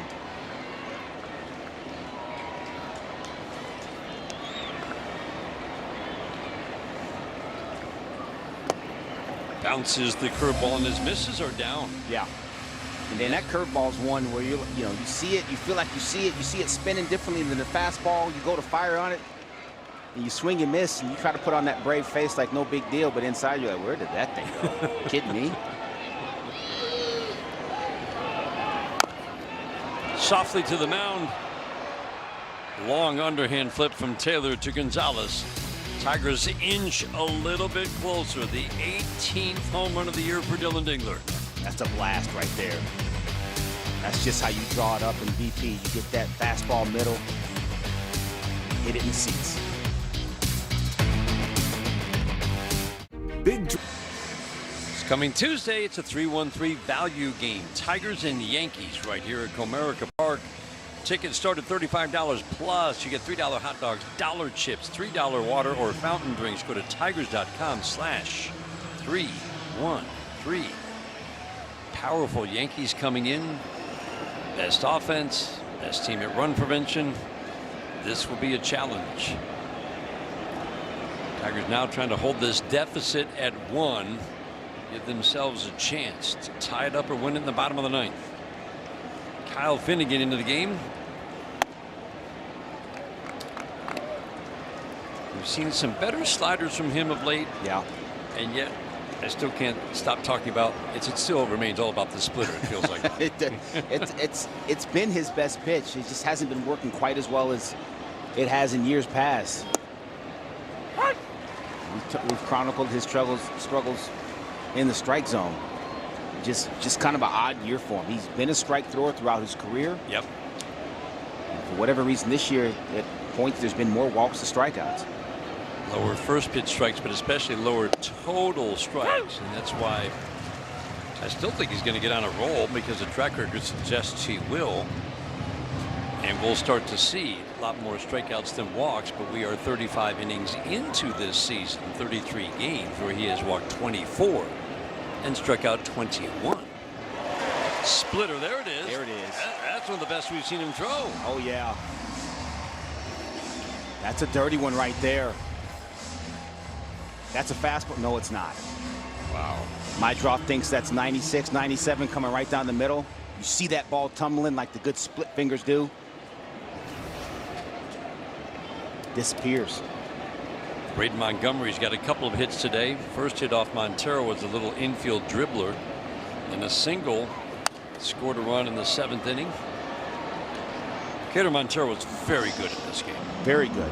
Very good. He's just a victim of Luis Angel Acuna hit a ball that was over at the top of the zone. It was a breaking ball. He hit it and went a long way. He's not going to do that again this year. Hit a ball that far. It just happened to be off of Cater Montero today. And if you want to nitpick one little thing, he got hurt. All the things that cost him runs were on breaking balls that were up. Yep. 2 curveballs and a slider.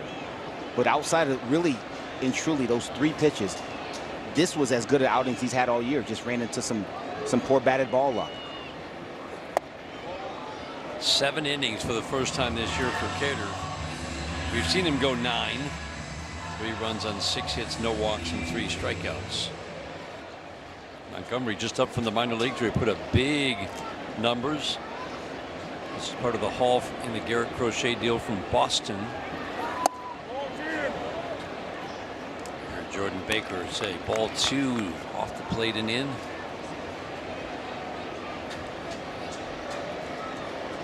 Minor leagues, this young man, AA, AAA this year, hit .315. Really solid power, extra base power, occasional home run power. Live fastball at the bottom rail. That's a good heater right at the bottom. You can do whatever you want right here. Throw fastball up. More than likely, though, it's going to be a splitter that starts at that bottom rail and dives out of the zone. Play it right off of that high target from Dingler. And he does go up with the fastball. Hyu Lee, another shovel with the glove. He's good at that. 2 down the 9. He sure is. That's a difficult play, too. Braden Montgomery, not a blazer, but he does run well. You know you got to get rid of it. No time to transfer. Sticks that glove out there. Good glove presentation, short hop, and a good flip. Nice job, and Torque knew exactly what he was getting, too.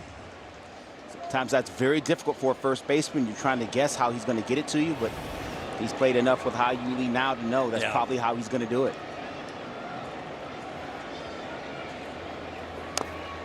Jacob Gonzalez, monster power in the minor leagues.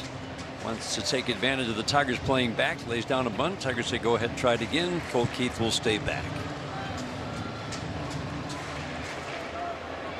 Gonzalez just no production. This former first-round pick, 2023, first couple of years, and he kind of lost a prospect status. He'd fallen out of the top 30 list of White Sox best prospects. Shows bunt again going into this season. This is what you talked about with the development, Bobby, at all levels. Getting the most out of guys, figuring out what's wrong, and this is very much what they did with Colson Montgomery. And this year, he hit for average and hit 19 home runs, a home run every 10 at-bats before he got the call. Check swing, he's behind 1 and 2. But he's one of about 4 different success stories. Yeah. Now, he hasn't done much at the major league level, but his improvements this year were substantial. But you see what he did in the minor leagues this year. You're right. He hasn't done anything since he's been up top, but that will earn you a trip and an opportunity here. Softly to second base and a big hop for Hyu Lee. Tigers coming up. Their last shot. Bottom of the order, Beerling, Lee, and Jones. They're down a run. You've known us for a long time. Our name... The telecast is presented by authority of the Detroit Tigers and may not be reproduced or retransmitted in any form. And the accounts and descriptions of this game may not be disseminated without the express written consent of the Detroit Tigers. Tigers postgame coming your way on this Father's Day, one of which is featured the White Sox having success at the bottom of the order. Dylan Dingler, how about 4th home run off the fastball this month alone? We get into all that, and it's been such a perfect weekend, guys. Only way to top it off would be a walk-off. I like it. Matt Vierling at the plate. 3 pinch hitters in succession. That was in the 5th inning. Yep.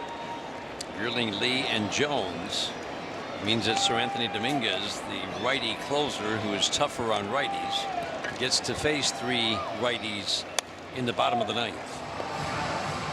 Vierling falls behind 0-2. Tigers have seen Sir Anthony Dominguez 3 innings this year, 3 scoreless innings. He's allowed just 1 hit with 3 strikeouts. Sweeper bounces. Dominguez is an interesting customer too. There's a walk. There's several walks in this game. Usually I just say there's a walk in this game. There's several. He will walk you. He will spray it, but then he will come up with some nasty pitches when he needs to as well. Sweeper away. It's a very sorry, Dan. It's a very difficult at bat against guys like this because they throw so many balls and there's some non-competitive misses mixed in. It's hard to zero a guy like that in. That's a good foul to stay alive on a well-located fastball. He does something that, well, most managers don't like. He does give up home runs. Yep. He's given up 5 in 27 innings. That's a big number. It's as many as he gave up in 63 innings last year. That one caught Jordan Baker. Vierling will see at least 7 pitches. 2 by righties, 3 by lefties. Tigers just need 1. 1 righty to hit 1 out. Tie this game or win it. 2-2. Popped up and safely out of play. And that was a sweeper, Bobby, that looked like an opportunity for Matt Vierling. It was. That was a hanger.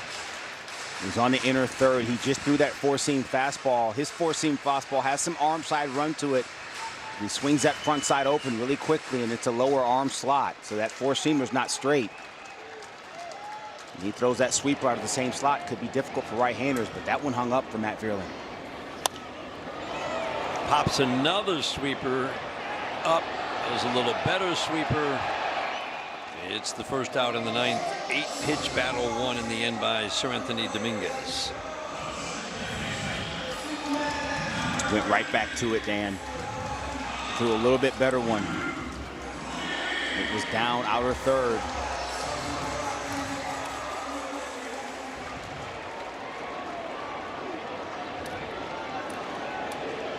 Lee came into the game as a pinch hitter. He's got a ground ball double. Perfect fastball. Wow. 99 dotting it down and away. That's impressive. Yeah, good luck with that. There's nothing anybody on the planet didn't do with that one.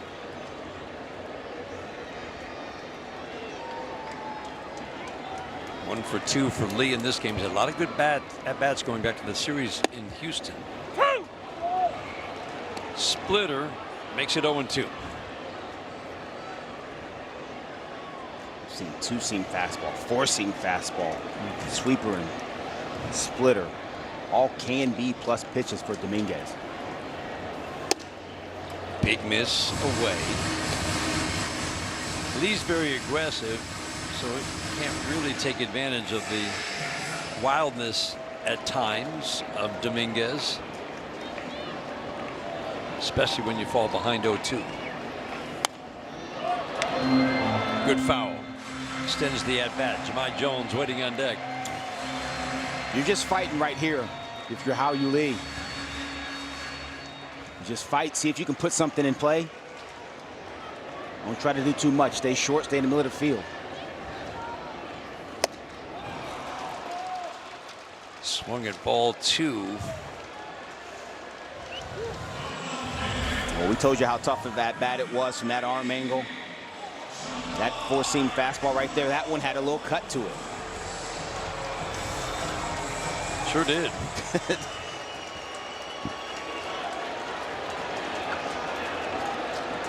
Little cut at 98. Yeah, that too. Ground ball to short, and the White Sox.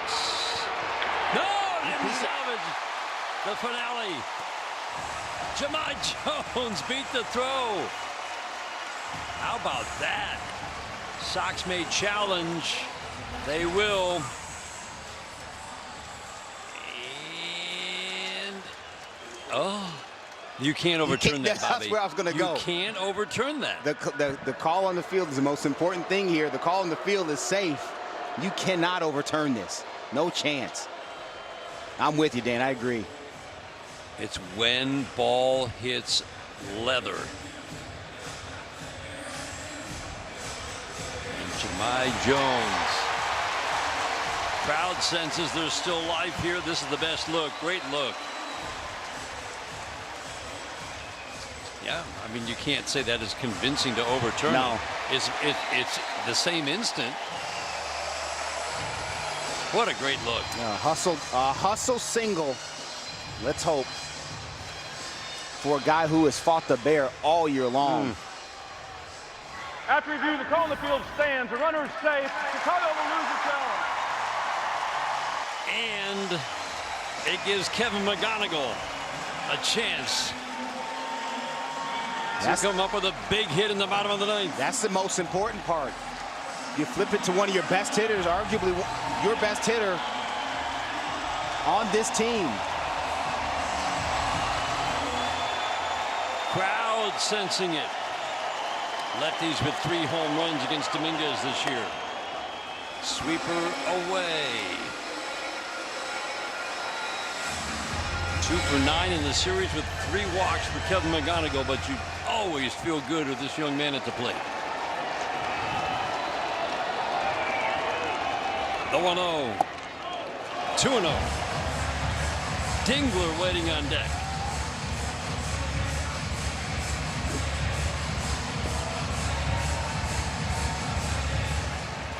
Kevin McGonigal going to stay with that same plan he always does, timed up for that fastball in the middle, adjust off everything else. 3-0. Man, the discipline, Bobby. Absolutely. This is one of the things we've seen out of him all year. Slow heartbeat. These situations don't get him going. He's going to stay with the same pace. Strike 1. Still the good hitters count, 3-1. Absolutely. He's going to get another heater right here. Jones has good speed. Edges off of first. Will draw the throw. He represents a potential tying run. Outfield, normal depth, and straight up. They're not no doubles.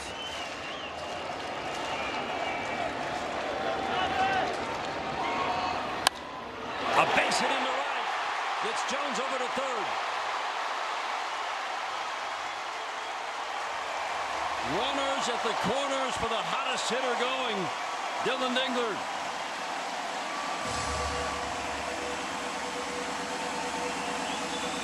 That's how important it is to show that patience from Kevin McGonigal. He takes the 3-1 right there. You know you're going to get another one. Put a good swing on it and see what happens. Good balanced swing here. Stays behind that ball, posts up on that front side, and scalds the ball right past the first baseman Gonzalez. That's easy first to third for Jahmai Jones right here. And that's important again, too, because Dominguez likes to throw that sweeper. The blocking numbers for Carroll are not good.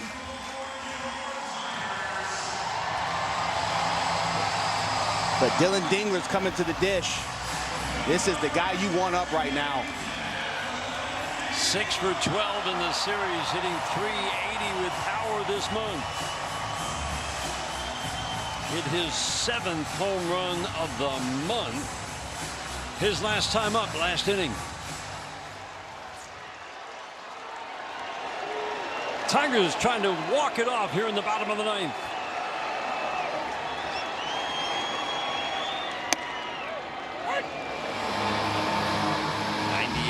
good spot.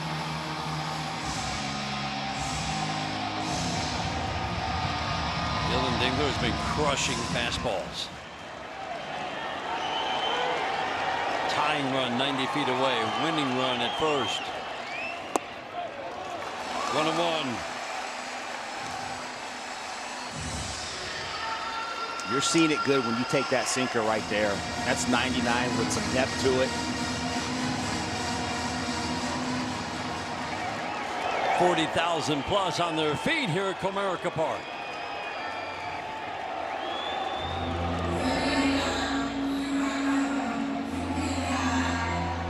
Dominguez stepped off, couldn't hear the pitch call.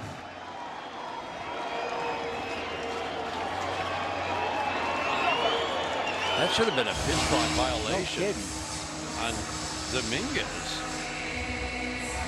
I think that's what Dylan Dingler trying to tell Jordan Baker. He wasn't looking at me.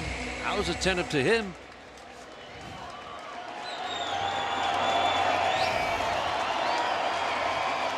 The 1-1. This ball up and away. A little anxious. Yep. It's just a good four-seamer, too.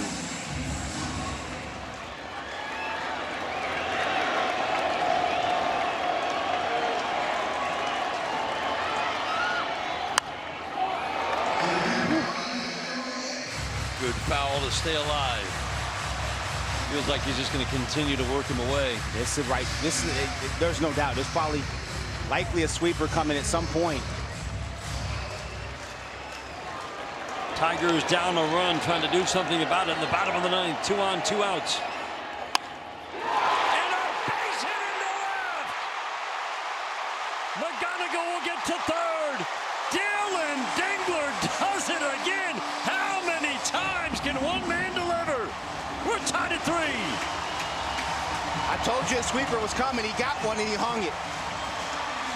Dylan Dingler didn't try to do too much with it. We told you how short his swing was. Stays in the middle of the field. He gets ahead of it a little bit. But he finds a way to get it in the left field past Colson Montgomery. What a big hit for Dylan Dingler. And more importantly, McGonigal finds his way to third base. Now here's the key. Colson didn't cover third. They sure didn't. Colson Montgomery bought a ticket.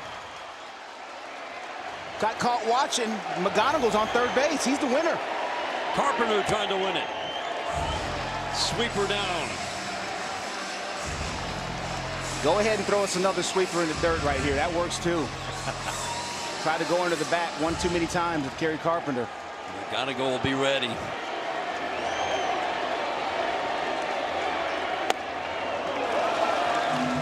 Two and 0.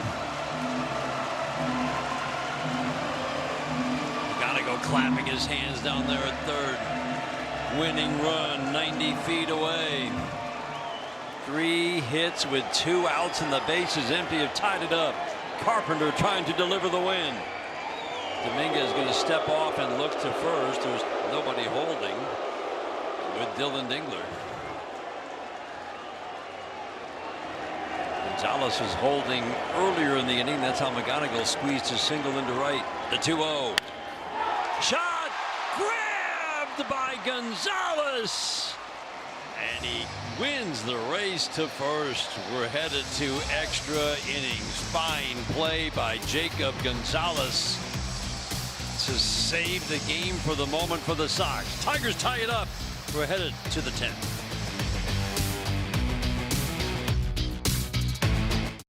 Hey, I can't get over how close that is, Bobby. That's crazy close. And just McGonigal staying on this fastball, 3-1 count. Knew he was going to get another one. Didn't try to do too much. Didn't try to be the hero. And then Ding, same way. Find a way. Talk about winning these close games. You got to find a way. These guys have done it. They're in this thing going to extras. Fine play by Gonzalez to save the game for the moment on the diving stop of a Carp shot. Will vest into the game. Jacob Gonzalez is the extra inning runner at second base.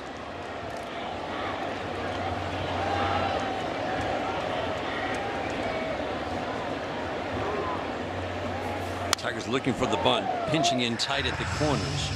Edgar Carroll, and this is a guy you really do want to kind of go right after. I know he doubled his last time up, but this is a guy who has struggled mightily all season long at the plate. Yep. He's just trying to advance that base runner over to third. McGonigal ducking in behind Gonzalez, trying to shorten that lead.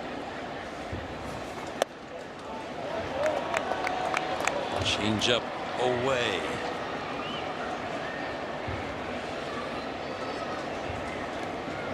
An up and down year for Will Vest. Stuff still looks good. Fouled out of play. Count evens up 2-2. Walk rate has jumped a little bit this year. The one thing he does very well, the ground ball rate just keeps growing for Will Vest. Gets a ton of ground ball outs.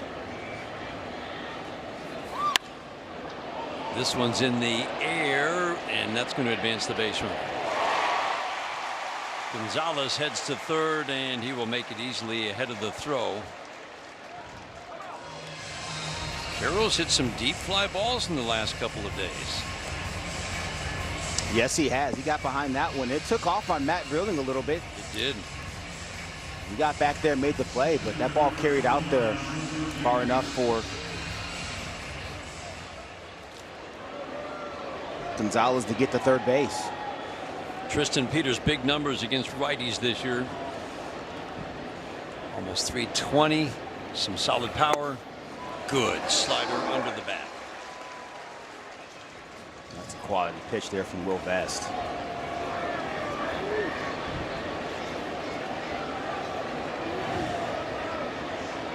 Infield in tight. And that's going to give the White Sox the lead. And Kerry Carpenter will make a fine running catch. Boy, another deep drive. Sacrifice fly scores Gonzalez. And a 4-3 lead for the Sox. Yeah, slider middle of the plate. Will wanted that one down and in a little bit further. Got too much of it. And Peters was able to elevate that ball more than far enough to score Jacob Gonzalez. Miguel Vargas will bat for the first time.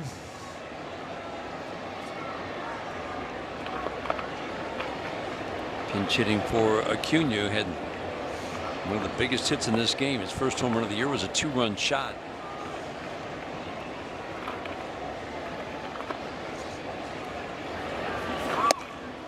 Vargas had the walk-off in Chicago. Tigers done a good job against him in this series. He's 1 for 8.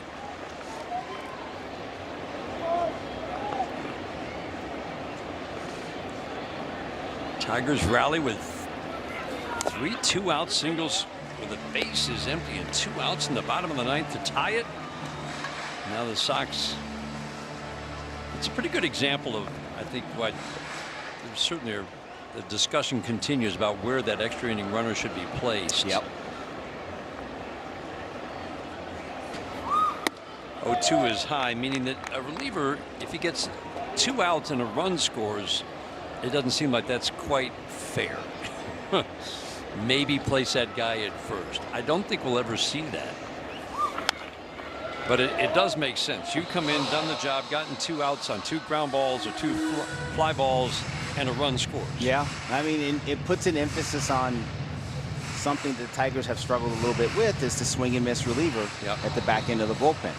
And so I guess it could be argued you got to build your teams differently to mitigate some of that. But baseball doesn't want more swing and miss. Which is the juxtaposition of what's going on, right? So there you go. You're encouraging it by keeping this rule. That's exactly right. Will Vest has the highest swing and miss rate of his career in his 23 innings so far, but his strikeout rate is actually second lowest of his last 4 years.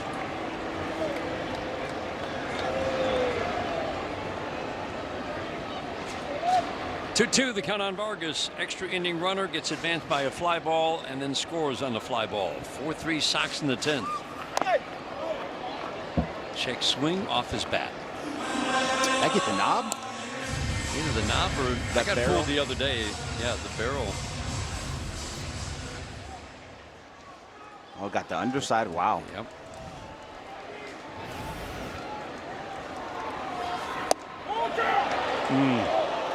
Seventh pitch of the at-bat is ball 3. That's a good heater outside. Attitude fastball from Will Vest.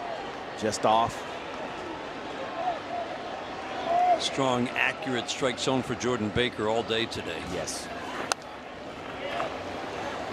Vargas is going to see at least 9 pitches in this trip to the plate.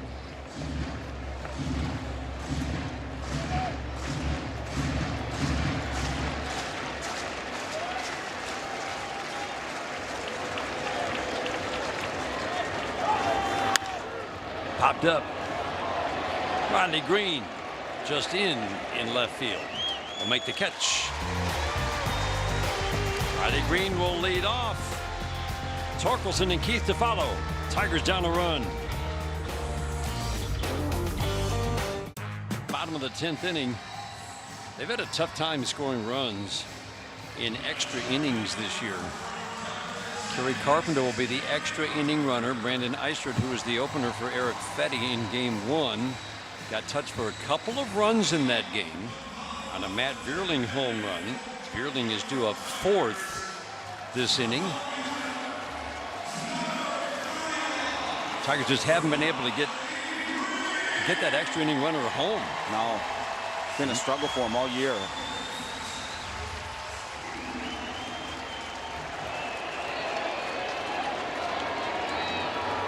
Green, Torkelson, Keith.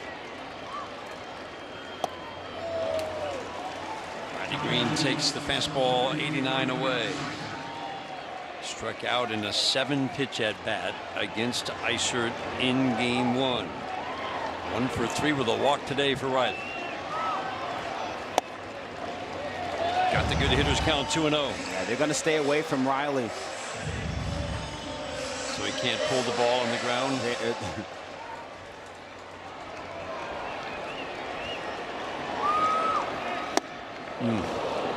Slider away, a good one. Missed with 2 fastballs, throw him a slider. It looks like it's just on the plate, which it was, and then slides off. Eisert has given up 3 home runs to lefties this year in just 30 at-bats. Count evens up 2-2. Yeah, that's one Riley wants back. That was a pretty good pitch. Hitting that left center field gap, or at least through that hole on the left side of the diamond there.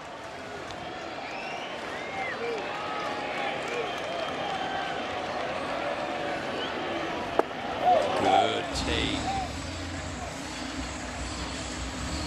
Appealed to third, and Jordan Baker says, "Okay, I'll appeal. I know it was a ball though."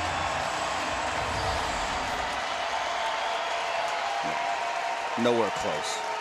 This is a very hittable reliever on the mound for the White Sox.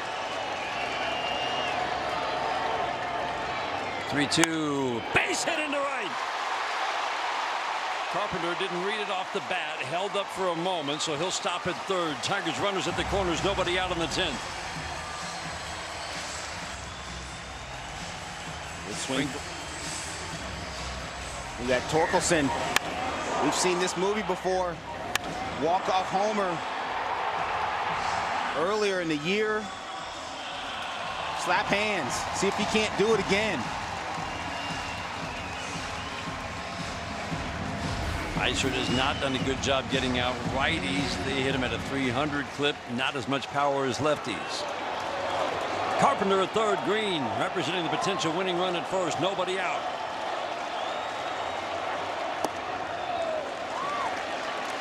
Changeup misses low and away. Torque with good swings the last 2 days. Yes. Doing what we were talking about, hitting, finding hits. Not trying to do too much. Keep the line moving. He's done it 4 times the last 2 days. That's it. It sounds so simple, Dan, but your adrenaline is going 1,000 miles an hour through your system right now. In your mind, you know exactly what you're supposed to do. You know exactly what your plan is. Can you make your body execute when you have to in these situations? Big miss and a good hitter's count for Torque.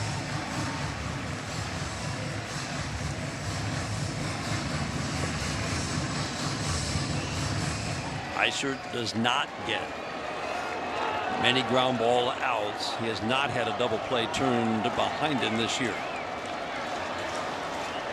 The 2-1. Slider under the bat. Yeah, good pitch right there from Iser.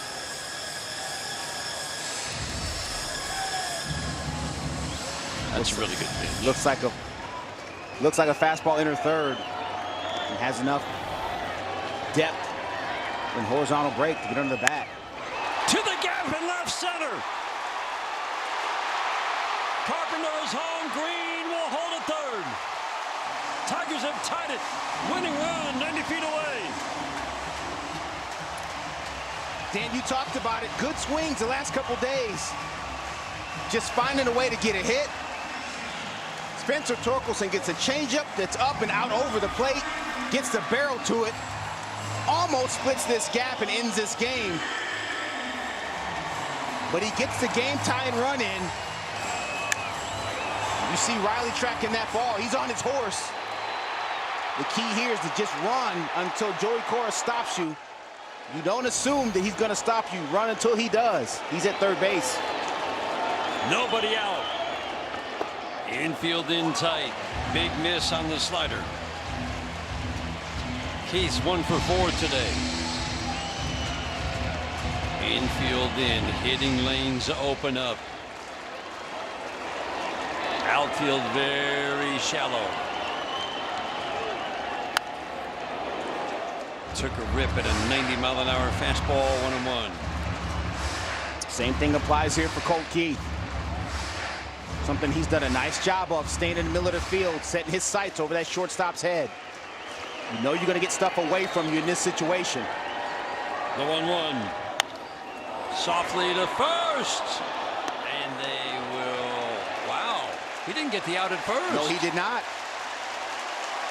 It's like he thought there was a force at the plate. He threw home. Green wasn't going anywhere. A mistake by Gonzalez at first, and the bases are loaded. Yeah, Riley Green was not contact right there. He saw the chopper. You would think he'd take off with the ball bounding this high. He did not. Jacob Gonzalez caught it and just fired home. Riley was standing on third base. Bases are chucked here for the Tigers. Will Venable going to his bullpen. Bases loaded and nobody out in the bottom of the 10th inning. Tigers trying to walk it off and complete the sweep.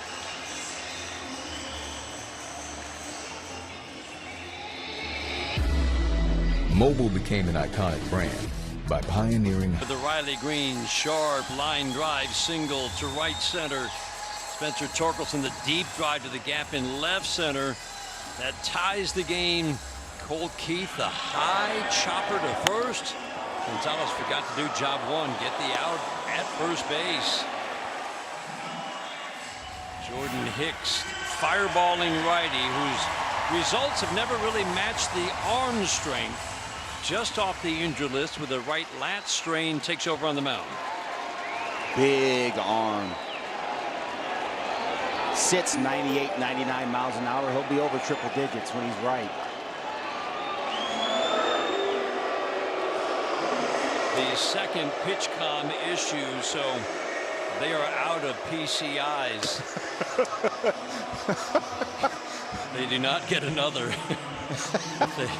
They have one more issue. They're just going to have to go calling signals the old way. Man, I did not get that email. When did that become an official stat? They kept having all of these, you know, oh, my PitchCom's not working. Gotcha. It's like, you know what, there's a limit now. Okay, okay. Mid-season adjustment. About a month ago. Okay. I'll go back through my emails, look through my junk mail folder. Righties have had a big edge against Hicks this year. Bierling swings, fouls. Well, there it is. Triple-digit fastball, 100 down and away. As we said, he's never really had the big swing and miss totals. Big strikeout rate. Last couple of years, a strikeout rate below 8 per 9, and he has walked more than he has struck out this year. The strike one. Little pop fly. Will it drop? It will! Green in to score! Tigers win!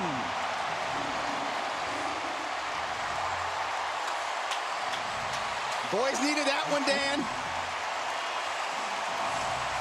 They needed that one. Jordan hits, throws a million, doesn't matter. Matt Vreeland got jammed, and sometimes you just throw it out there and it works. Use the whole bat. That's what it's for.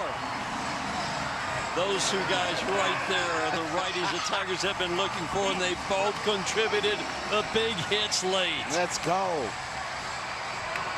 It looked like that it was game over in the bottom of the ninth on the Jahmai Jones ground ball to short. He beats the throw, and the Tigers walk it off to complete the sweep over the Chicago White Sox. What an afternoon of baseball. What a comeback. That is fantastic.